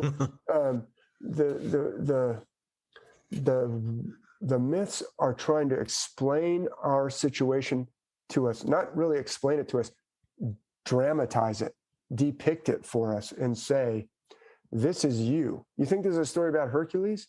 No, this is a story about you and me and everybody. And how do we get back in? How do we recover from that? Well, Hercules does have to go to the oracle at Delphi. Yeah, he has to go to the place where it says, know thyself. And he has to listen to the voice of the gods. And then he has to do his 12 labors and all these things. But it's a picture of us. The myths point us back towards recovery of self. Anyway. The morality of mortality. Yeah. I mean, it's profound. Hopefully, I'm pointing people towards these incredible myths. The myths are there, whichever myths you want to go to. You can find the message in the Norse myths. You can find the message in the Bible, Old Testament, New Testament. All those stories are pointing you to the same lesson. You can find it in the Mesopotamian myths. You can find it in the myths of ancient Japan. You can find it in the sacred stories of the North American indigenous nations. You can find it in the Maya texts, the ones that have been preserved.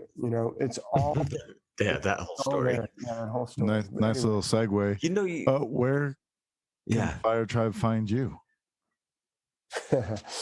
Thanks again for, to everyone who's listening. I have a website at undyingstars.com where that leads you to those courses that I talked about. And I'm putting more stuff on that website now.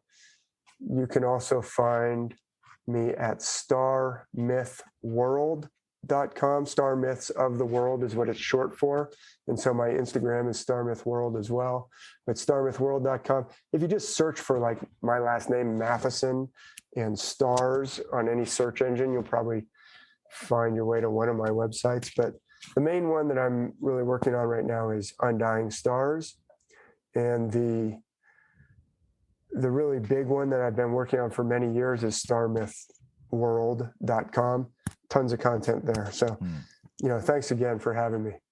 Of course, man. You do a great job too, by the way, when you said you hope that you're doing a good enough job at relaying people to these myths to find things within themselves. You do that.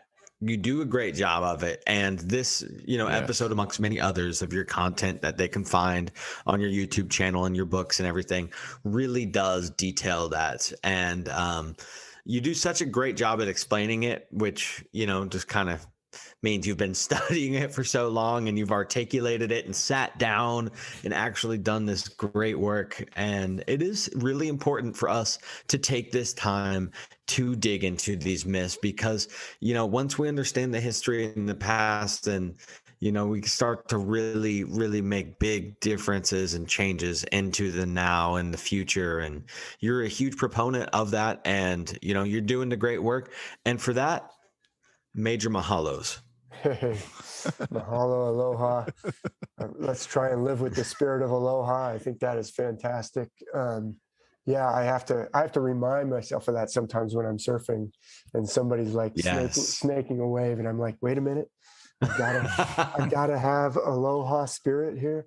I gotta let my higher self take over, not my angry self take over.